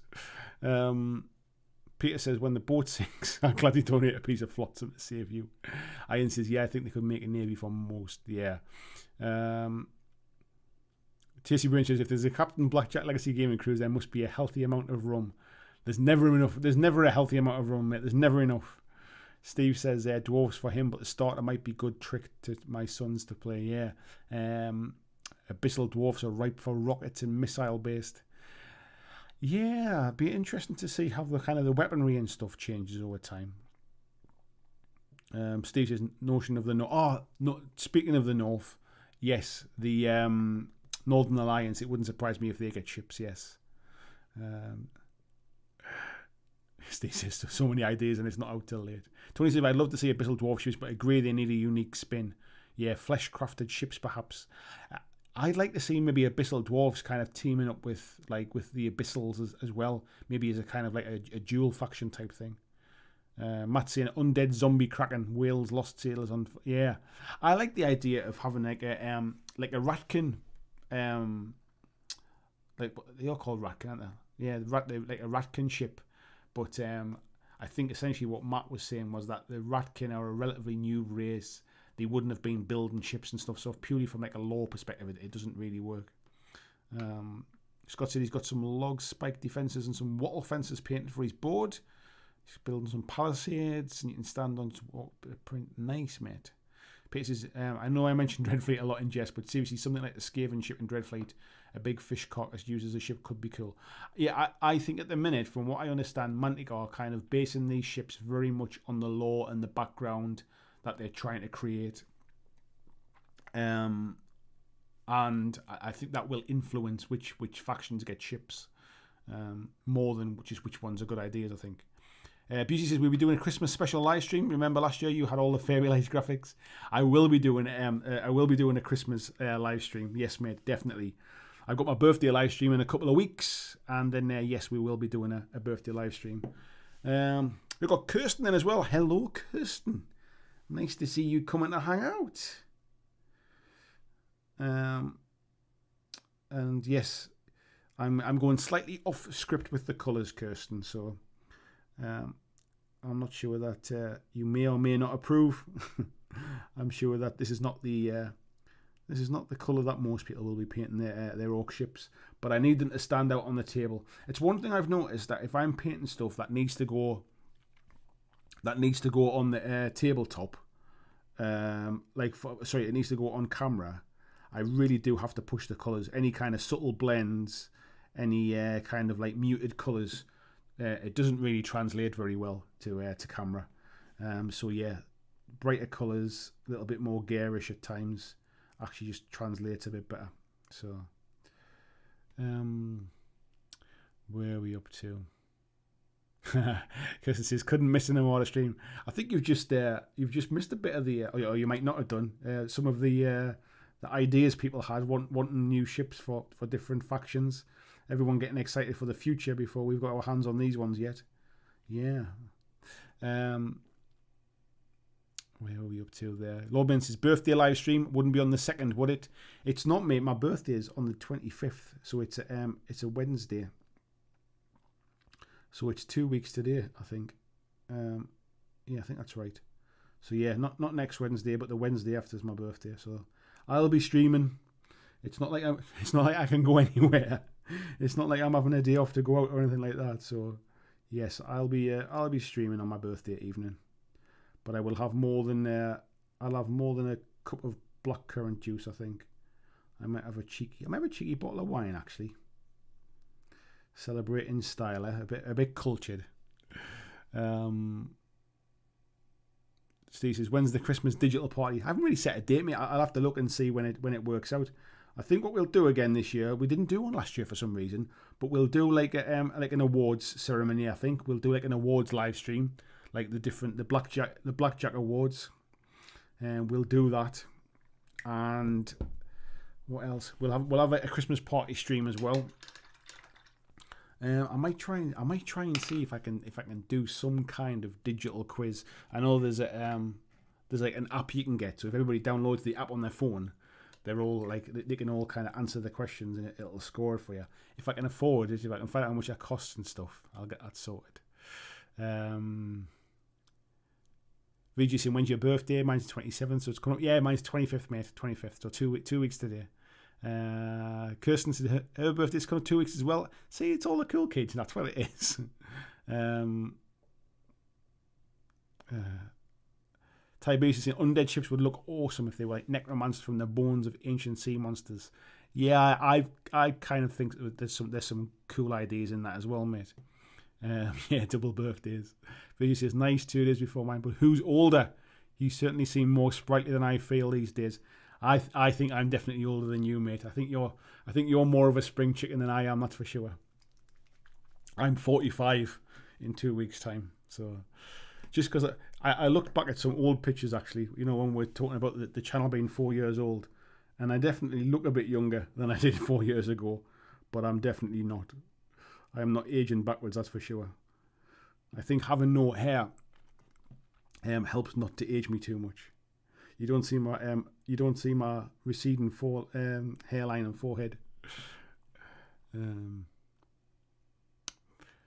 Kirsten says, Night Stalkers would be interesting. I'm not sure how they'd look. Undead, I'm excited for. Yes. Brain Drain saying, yeah, cool for November birthdays. Peter said, 10 years difference, he's 35. And Tasty Brain says, his is today. Happy birthday, mate. I did not know that. Happy birthday. We could have had a little pot if I'd known. Steve said, we have the person who makes the magic happen. Welcome. Sorry for my mad ideas. Yes. John says he's looking for the Empire of Dust. From what I've seen, looks awesome. Yeah, I hope I can get my hands on those when they're available as well. I've so far managed to show you the other 3 factions, so it would be nice to show you the 4th one eventually as well. Well, Tim says, hi Andy, just the missus has put me on a diet. It's harsh, but I'm allowed red wine. Never been a wine drinker. What's a subtle fruit-like wine I could try? Right, here you go, mate. You're getting onto my old topics now. If you like red, see, I like quite heavy reds. That's kind of like Barolos and Riocas and stuff like that. But I would say something like you could maybe go with a Shiraz. Like an Australian Shiraz, mate. You won't go far wrong with that. It's kind of got kind of spicy notes to it, so it goes well with kind of if you're having like a curry or something like that. It goes well with that. But it's nice to just drink on its own as well, mate. Yeah, try a Shiraz, mate. Fruity with a little bit of kind of sort of spiciness to it. Jeffrey says, doing what you love instead of working for the man can add years to your life and appearance. I honestly think it has, mate, if I'm honest. I feel like a weight has just kind of drifted off my shoulders when I wake up in the morning and I look forward to getting up and starting the day. I've never felt like that in years. So, cool. Right, let's get a bit of Shabbaty bone on these kind of horns and things. Stacey Brenton says, well, I'm new to the community. It feels like you've been around for years, mate. It feels like you've been around for years. Unite All Action. Hello, mate. Says, where did you get your shells for your paint pods? These are from TT Combat, mate. They are £14, I think it is, and they hold 72 pots, and I've got 3 of them. So, yeah, that's where they're from. Nothing more to be said there, really, yeah. Right, I just need to wash that brush out because I don't think I've washed it properly. I'll thin that out a bit. A bit more water. How are we doing for time? 20 to 11, that's not too bad. VG is 44. I honestly thought you were younger than that, mate. I'm not just trying to be nice. I thought you were quite a bit younger than me. Must be all that sunshine, mate. Makes a difference. Where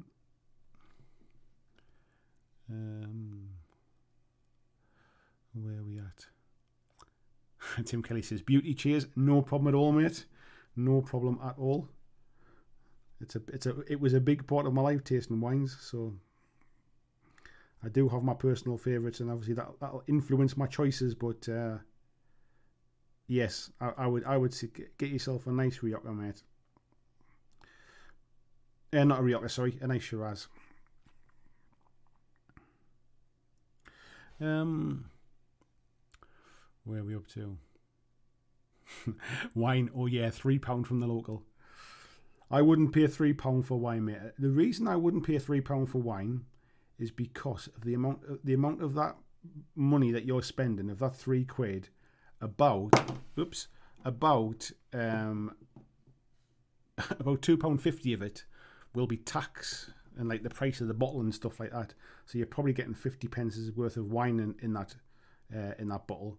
If you pay a £5, the amount, like the value or the quality of the wine will significantly go up. After that, it's diminishing returns, and you're paying for brands and all that kind of stuff. But generally, like a £5 on a bottle of wine, you're getting a pretty decent bottle of wine. A lot about like people are fancy when it comes to wine.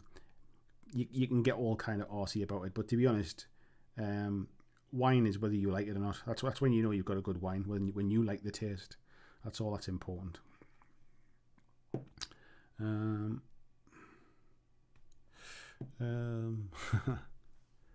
me just go back a bit.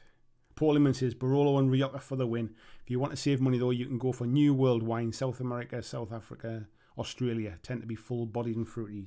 Yes, mate. I've got certain wine I must have tasted probably about somewhere between 300 or 400 different wines. Well, it used to be my job to be a wine taster. And I've just got certain ones that I just kind of like the taste of. And if it's a birthday present or like a bit of a treat, I'll kind of push the boat out and buy something particularly nice. Like I'm a big fan of Chablis Premier Cru.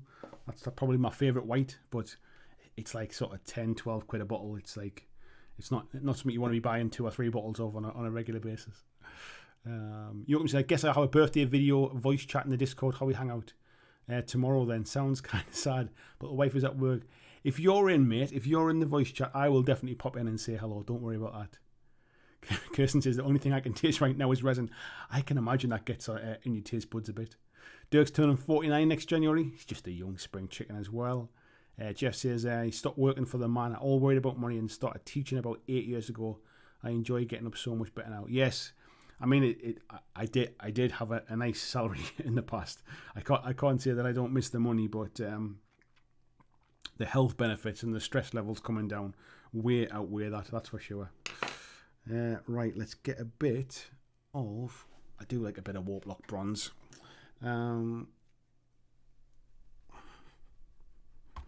Oops. Christian saying, is that part of the casting process, the taste test? I do hope it's not. We'd quite like to see you live a bit longer, Kirsten. Steve says, now I want to start sketching out designs for fantasy ships. And Tasty Brain says, thanks for that. No, it's true, mate. I honestly, there are, I mean, don't get me wrong, there are some people who have been around for years. And like it feels like they've been around for years as well. That sounded awful. What I mean is it's like they're part of the furniture kind of thing. They're just, it's great to see those kind of old names keep coming up in the chat and stuff, and people keep coming back. And then there are some people who you see once or twice, and they kind of just hang out for a little bit, or some people are quite quiet. They come to every live stream, but they don't speak. But then there are other people like yourself who, even though relatively new to the live streams and stuff, just kind of get stuck in with the chat, get right in it, and it feels like you're kind of you're part of the gang straight away, kind of thing. Everybody's welcome, I should say, but it's just that some people chat more than others. That's my point I'm making. So yes, welcome. So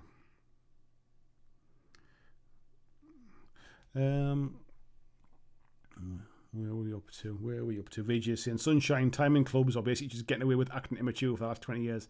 Yeah, that'll keep you young, mate. Don't worry about that. Tony saying, oh yeah, Marcus early this year became an adult as far as hobbits would have concerned. 33 for the non-Tolkien fans. God. He said he still looks 19. God, I don't think I ever looked 19. Even when I was 19, I don't think I looked 19. So, although I did have a lot more hair, that's for sure. I kind of shaved mine off before it got too bad, so it never really got to the point where like it was too bad. I kind of shaved it off. So I've had my head shaved for at least about 6 years, something like that. But yeah, it was a conscious decision. As like, I know it's going that way. I might as well just embrace it. So so I did. I just did it, and then obviously now I wouldn't want to try growing those bits back to see how bad it looks.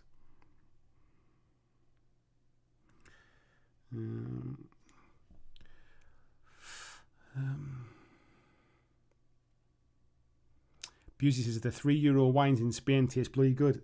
They do, because you don't have the UK taxes, mate. That's why. The tax on wine in the UK is absolutely horrendous. So a £3 bottle of wine in Spain probably got £2.50's worth of wine in it. A £3 bottle of wine in the UK has got about £2.50's worth of tax and about 50 pence worth of wine. So yeah, it's worth spending that little bit extra, that extra pound or two makes a big difference.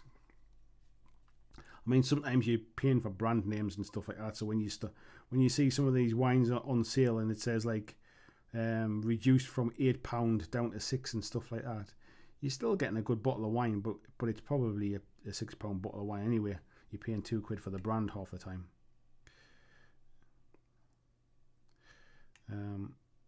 But yeah,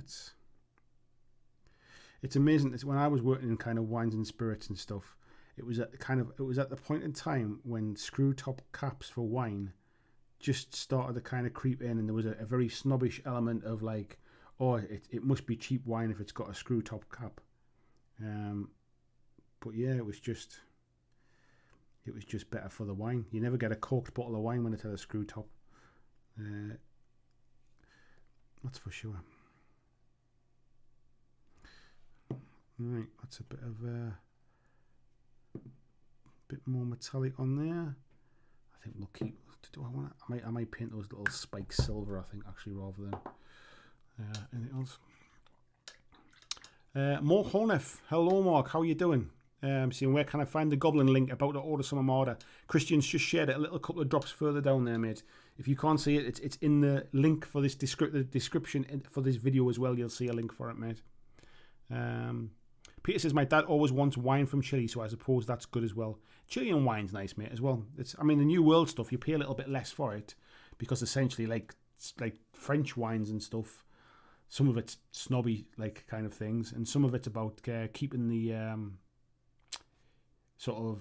they keep traditional ways that they make the wine. Obviously, when it comes to like Australian wines or New Zealand wines, like even things like sort of irrigation, the way they water the vines and stuff, that there's certain like French vineyards where it's banned. You literally have to just rely upon the rain, and that's it. So then obviously they make a lot less wine in their harvests and stuff. That keeps the price high as well, but it's more about traditional methods and stuff.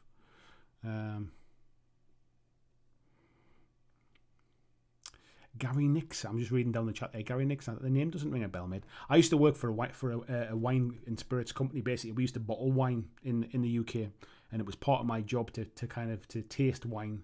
I ran the QA team, and it was part of my job to taste the wine tankers when they come in. So, Tiberius says I'm not into wine. I wasn't either, mate, until I had to do it for a job, basically. And then what I did was, because to me, like going out and spending £10 on a bottle of wine or something to see if it tastes any better was ludicrous. I was never going to do that. But then when I actually got to taste a range of wines from like £2 or £3 a bottle up to wines that were like £200 or £300 a bottle, I started to like, and obviously they trained my taste. They trained me to understand my taste buds and stuff. You start to see the subtle differences and the different things. Everybody likes different stuff though. So when you find one you like, don't worry about it. Kind of stick with it. However, if you don't like wine, you've maybe just potentially not tried the kind of a one that you like. And because of that, I started getting into whiskies and things as well, and kind of like tasting different whiskies. And I like the cigar. When it's the summer, if we're having a barbecue or I'm getting to sit outside with a fire pit in the night time, I like to have a kind of like a cigar and a glass of whiskey and stuff. Very, very rarely, because we don't really get the weather to sit outside, but it was all of that kind of like learning to understand taste buds and flavour profile and all that kind of stuff. That was what kind of got me into it. Scott brews his own alcohol. Nice one. Stu says, evening or late the show, good to see we're on the usual random topics. There you go, mates. Just because you weren't here doesn't mean things don't change. Paul says one of his mates, we've got one as well. Jeffrey Higgins says, £18 or $18 black box reds work for me. One box is 4 bottles. Taste just as yummy as wines from a fine eatery. To be honest, mate, there's nothing wrong with boxed wines. I quite often buy like boxed wine as well. Like it doesn't look like very nice kind of thing, like from a snobby point of view. But the way they're packaged, it's better for the wine itself. The way they put into those bags, because if you open a bottle of wine and air gets in, the air starts to kind of oxidize the wine and it changes the taste of it. Most of us don't drink it, like don't like sort of leave it long enough to notice that.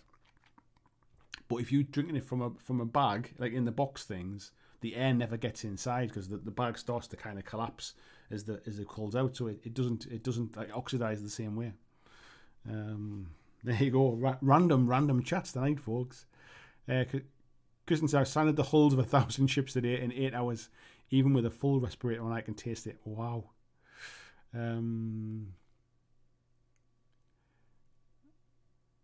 Where was that one up to? I'm looking for the ship hulls now. There we were. Andrew says, find our stream chat's funny. 125 people on Monday and it ended early. 68 people tonight and the chat's going strong. It's just kind of on Monday it ended. I think just I was tired, mate, and I felt like I'd kind of exhausted the topics. But these ones, when I'm sitting painting, we just go off on a bit of a tangent, don't we, and start chatting about random stuff. So right, I'm gonna put. Oh, actually, I think what we'll do. Yeah, we'll paint the masts and stuff before I start washing over the sails. John says, Yoakum, let me know, and I'll be painting from home tomorrow. Yeah, let me know, Yoakum, if you're about. Loban says, I started working for the big man, and it's been better than working for the man. Yes. Right. Yeah, whatever makes you happy. That's the best kind of work. However, it's easy to say. It's not so easy to do sometimes.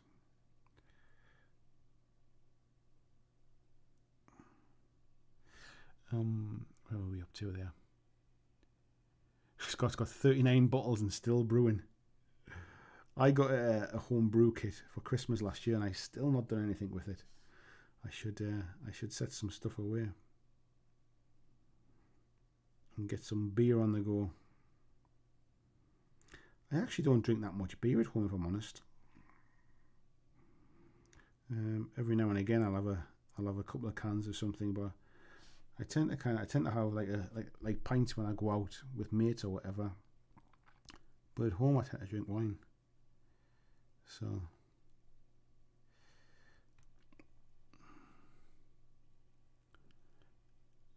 Vincent said, then there's me who's coming and going and don't always have time.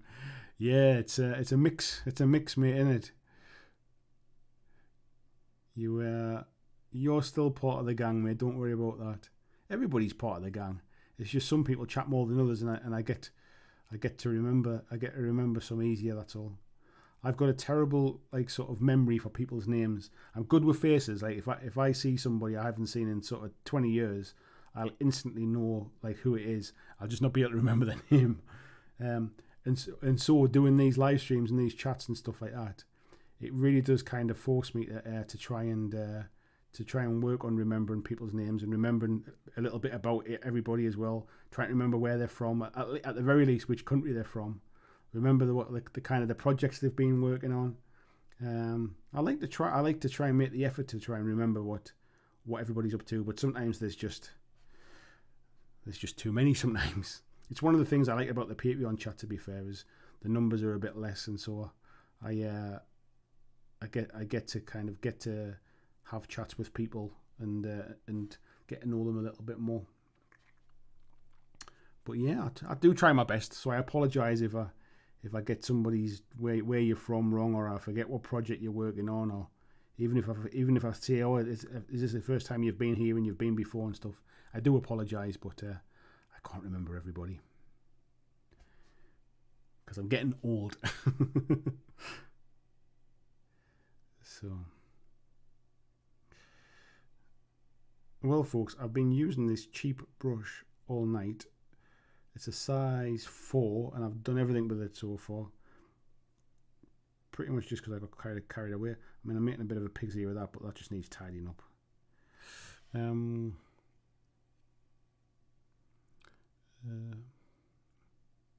Dirk says, good night, everybody. It's off to bed. Thanks for popping in, Dirk. Nice to see you. Yoakum says, he's having a chat about what time he's going to be on as well. Mark says, I talk a lot according to my great grandmother because I have the gift of the Blarney Stone. Yes, the Blarney Stone. You have to kiss the Blarney Stone, don't you? I can't remember why you have to kiss the Blarney Stone, but that's the old story, isn't it? You kiss the Blarney Stone. Do you get luck? Do you? Is that what it's for? Sure, somebody will tell me very, very soon. By the time I finish painting this and I look at it, I'm sure there'll be an answer there. It's like my very own Wikipedia. I just go, I can't remember what it's called, and then somebody always tells me. So, Steve says 1,000 ship hulls can't get a job. No sense of smell. Let's get away with the worst of it. Tyree says he's nearly 40 and I'm not content with that fact. Do you know what it is, mate? I do not worry about getting older in the slightest. It is definitely kind of a state of mind. Like I feel younger these days than I ever did in my 30s. In my 30s, I was tired. I was unhappy. I was lazy. I wasn't doing anything. I had a job that I hated. I was traveling all the time. And now I'm way happier than I ever was, which makes me feel much more youthful. So yeah, age is less relevant, I think. Well, to me personally, anyway. Oh yeah, I do have to paint the mast as well, don't I? Peter says I don't know how much about wine, but I'm swapping Coors for Guinness now.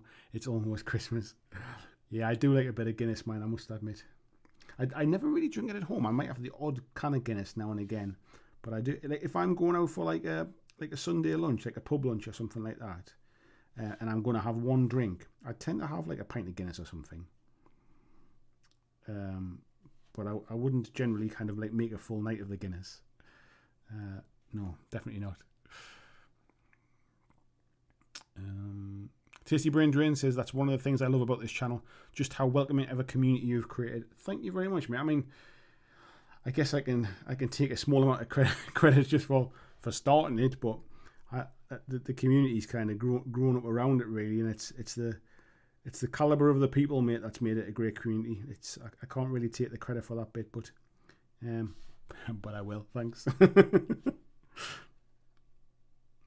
Yeah, it's I'm so fortunate that that's what's happened, because not every kind of tabletop gaming community is as welcoming, and I think a lot of it. I still think a lot of it is down to the fact that we're not really fixated on one particular game, or we're not fixated on one particular kind of like manufacturer of games. So we're just open to talking about anything, like whether it's just if you just like a bit of painting, if you just like to kind of hang out and chat, or if you play like a really obscure game that nobody else plays, like we want to hear about it. We want to know more about it. So it's nice to have that mix. Right, we'll let that dry. Tony says 52. Yeah, doesn't look a day over 90. You're just a young whippersnappers, aren't you, Tony? Steve says, look at the contact and details on the webpage. Nice one. Vincent says, you're old as you feel, and I'm aging about 120 years every day. Vijay says, the mystery downvoter is back. The downvoter comes to every video. I love the downvoter. I want the downvoter. The downvoter is now my best friend in the whole world. I don't give a monkeys. Whoever it is, there's always somebody comes along and doesn't and clicks that they don't like my videos. But if you look back like over my videos, like some videos will just get more thumbs down. That's just how it is. It doesn't really mean anything to me. But nearly every video gets one thumbs down, and it's too consistent to not be the same person every time. But you know what it is? I find it hilarious that somebody dislikes the videos or dislikes me so much that they take the effort to come back and come and click on my video and click thumbs down. I find that really, I find it quite flattering, if I'm honest. So, however, I do know roughly around what time it started happening, and it might have coincided with something else happening. So I have a rough idea who I think it is, but I'm okay with that. I just find it. Like, if I disliked something, I probably wouldn't watch it. I probably wouldn't even take the time. Like, I don't think I've ever disliked a video, like in my life. Like I've never been that strongly affected by watching somebody's video that I've felt inclined to click the thumbs down button. I've clicked plenty of videos to say I like them, because also it goes into your liked videos pile as well. So if you want to ever go back and watch it again or something, it's always there to reference and stuff. So there's plenty of videos I'll click thumbs up on, but I can honestly say I don't think I've ever clicked thumbs down on a video. Because in the grand scheme of things, I've mentioned this before, YouTube doesn't treat it any differently. They actually see it as a positive, because kind of sort of in contrast to what I've just said, is I've never really kind of felt moved to dislike a video. If somebody does, YouTube obviously thinks that that video has a strong enough sort of message that somebody's been moved enough to dislike it, which means they want to show it to other people. So it's interesting how that all works.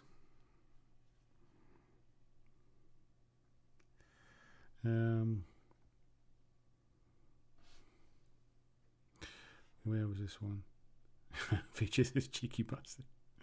Peter says, talking of age now, I met my beard grows since lockdown. I look like an ancient mariner. Peter, we need to see a selfie, mate. I can't imagine you with a beard, mate. Jacob's laughing. Tiberius says, natural corked wine is good for the Iberian lynx because the cork plantations preserve their habitat. Same with cork used in modelling like chips and rolls. Natural cork wine is good for the Iberian lynx, but I'm sure there must be other things cork is used for, mate. That's quite good. I managed to drop my brush and catch it again. Most of the cork from winemaking, I think, comes from Portugal, mate. Or it certainly used to in my day.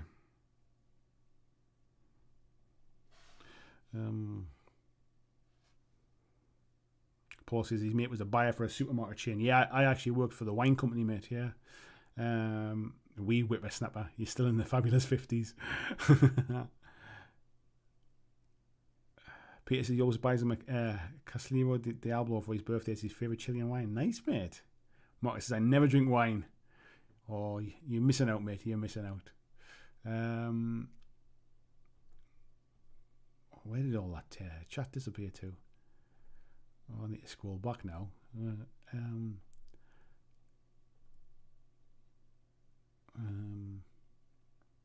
Paul says, beer you drink because you're thirsty. Wine is like spirits. It's kind of the thing you drink for the experience. Yeah, I think these days people just drink it.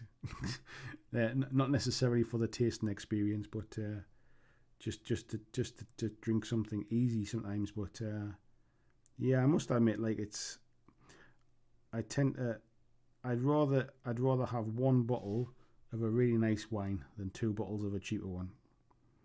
So I agree with you there, Paul. For me, it's definitely about the taste and not just the function of the alcohol.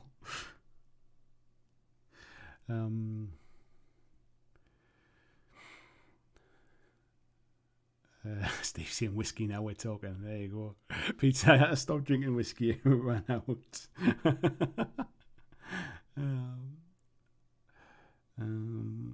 Christian says, I look like Radagasta Brown if I grew my beard out fully. There you go, Christian. There's a challenge for you, mate. Jeffrey says, saving your chat about air and wine, I'll throw that in their face.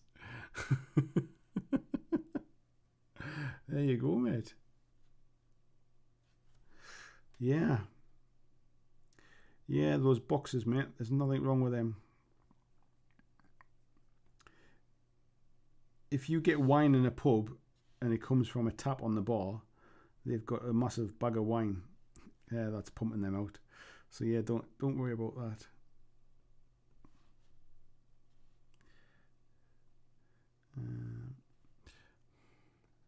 Yoakum says cigar and whiskey is really nice. Happens rarely nowadays though. Yeah, to be honest, mate, I mean, I'm fortunate that like where I live, I've got like a nice garden and stuff, and it's in the summer when the weather's nice. That for those 3 hours that we get of nice weather in the northeast of England, it's nice to kind of sit on a night time. You know, maybe after a nice meal, sit outside, put the fire on like a log fire, sit outside with my wife, have a glass of whiskey or a nice glass of red wine, and smoke a nice. I do like my Cubans, a nice Cuban cigar. But it happens so rarely that we get like the opportunity combined with the nice weather that it's a bit of a rare luxury. I did go on holiday to Spain a few years ago with my wife and the little one, and my brother-in-law and sister-in-law and their kids. And obviously the weather in Spain was obviously a lot nicer. And we were sitting outside having barbecues most nights and stuff. We had like a villa for the holiday for the whole family, and me and my brother-in-law were like sat and had a cigar most nights. It was quite nice. So yeah, if I lived somewhere warmer, I think I'd definitely probably smoke a few more now and again. But for me, it's the experience really. It's like that kind of relaxing, switch your brain off, kind of just sit and enjoy it. Like sort of cigars can last for like an hour. Do you know what I mean? Sitting smoking a cigar, and it's a nice kind of relaxing end of the day thing. But yeah, it's I wouldn't want to be like sitting outside in the freezing cold, just trying to kind of chew away on it. That's for sure. Anyway,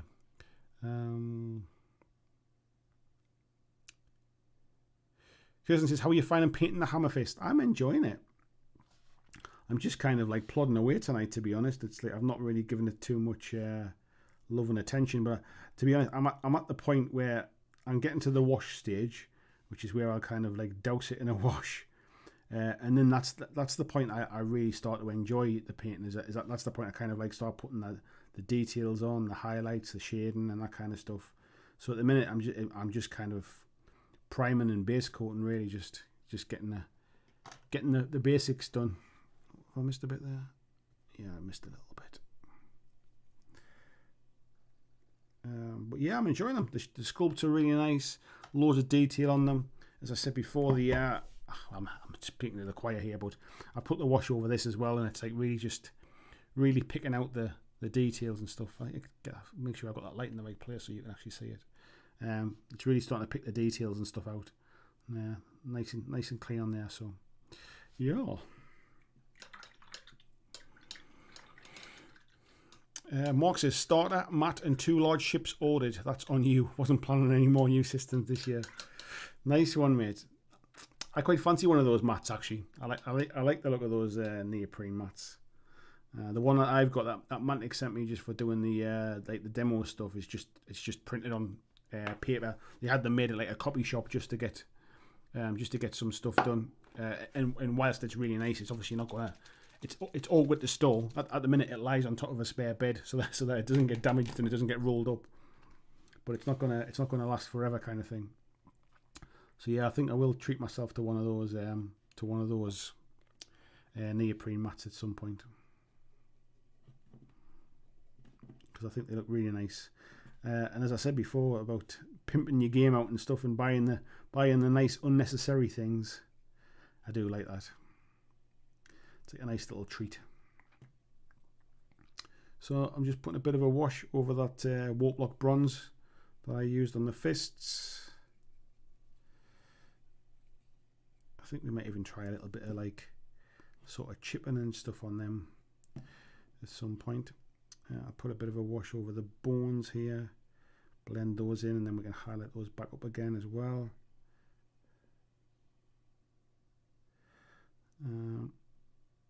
And then I'll push some of that over that yellow as well, just to pull out the cuts and the damage and stuff, and we'll highlight that back up again once it dries.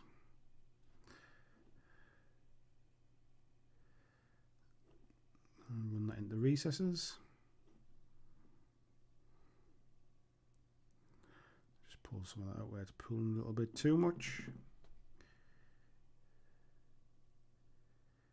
Cool. Right,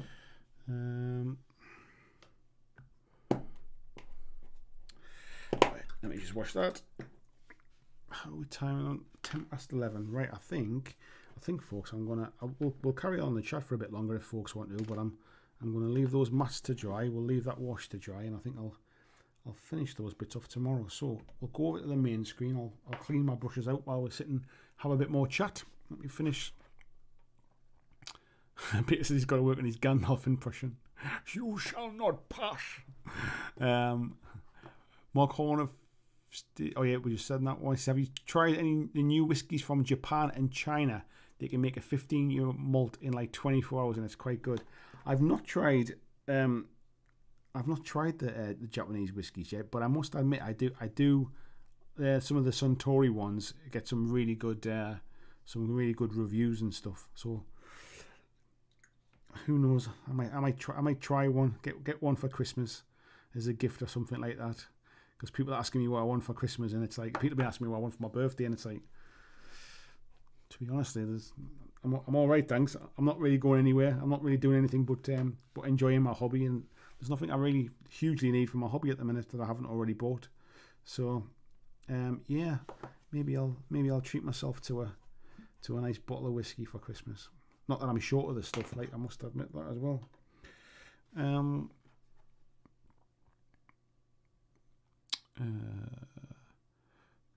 Vincent says I'm drinking a Paulina Spezi as I don't drink alcohol.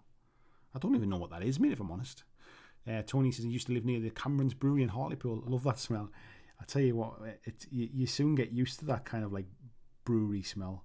I never lived too far away from the Vaux Brewery in Sunderland when I was a kid, and we used to have that same kind of smell as well. And then obviously working for the breweries after I was a wine taster, I moved across into the beer side of things, and I was basically like a technical services manager. And our head office was at John Smith's breweries in Tadcaster near York. So I'd spend a couple of days every week down in York, working in the brewery where our offices were and stuff. Just that smell of beer in the air. We had a call centre that was in Edinburgh at Waverley, and inside the middle of the call centre there was a bar, and at the end of the day people used to have a drink before they went home. Like, talk about different times. you wouldn't do that kind of stuff now. Yeah, having a bar in the office. Bit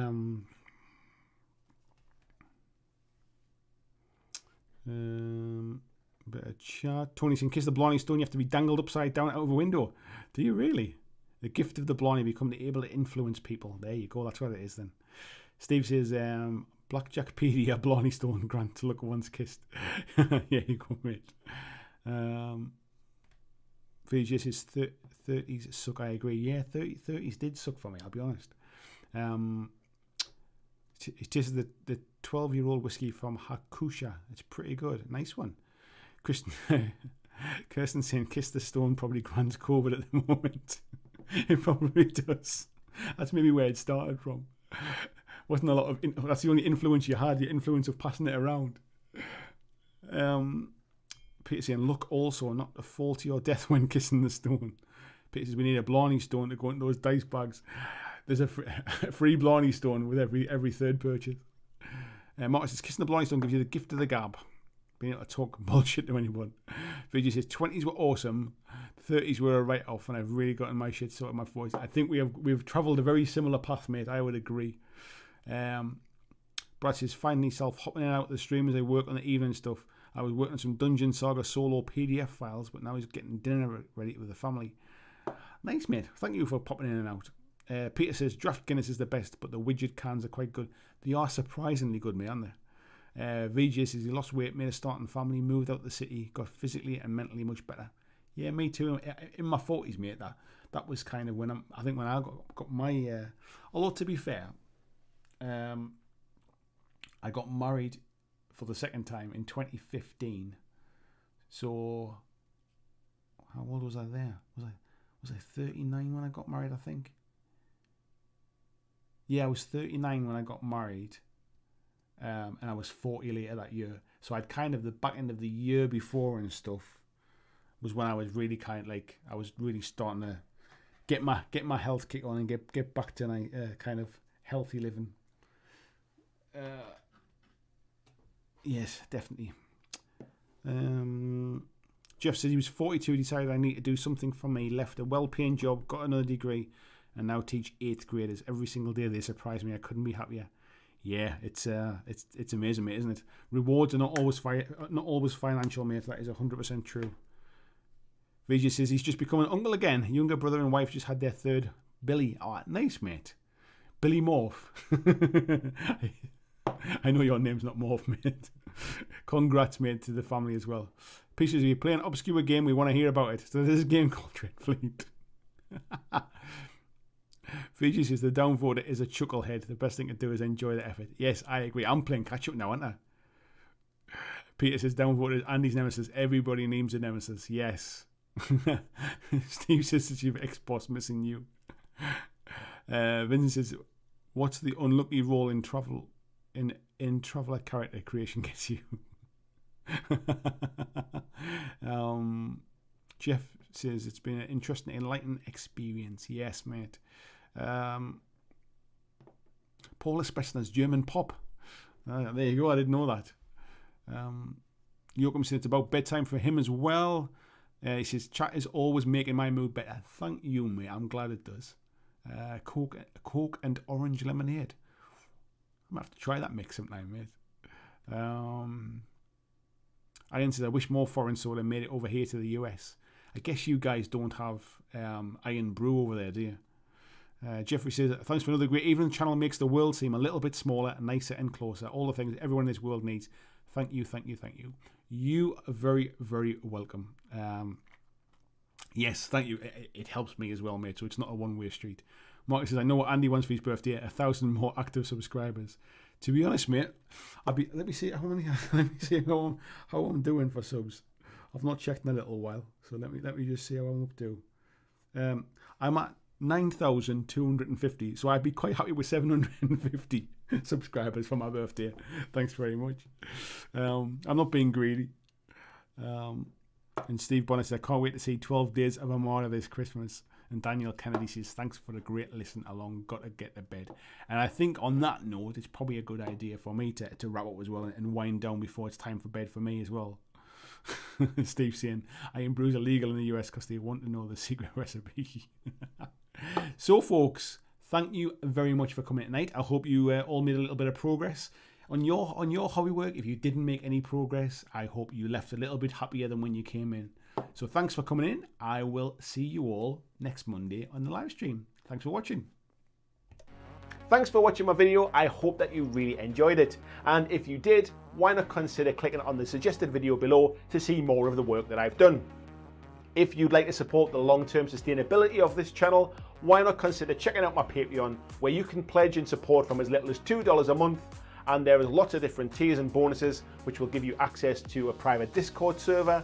It will give you free t-shirts, free mugs, a podcast every month, and a number of other things, including getting your name at the end of every video, like these awesome folks who already support me now.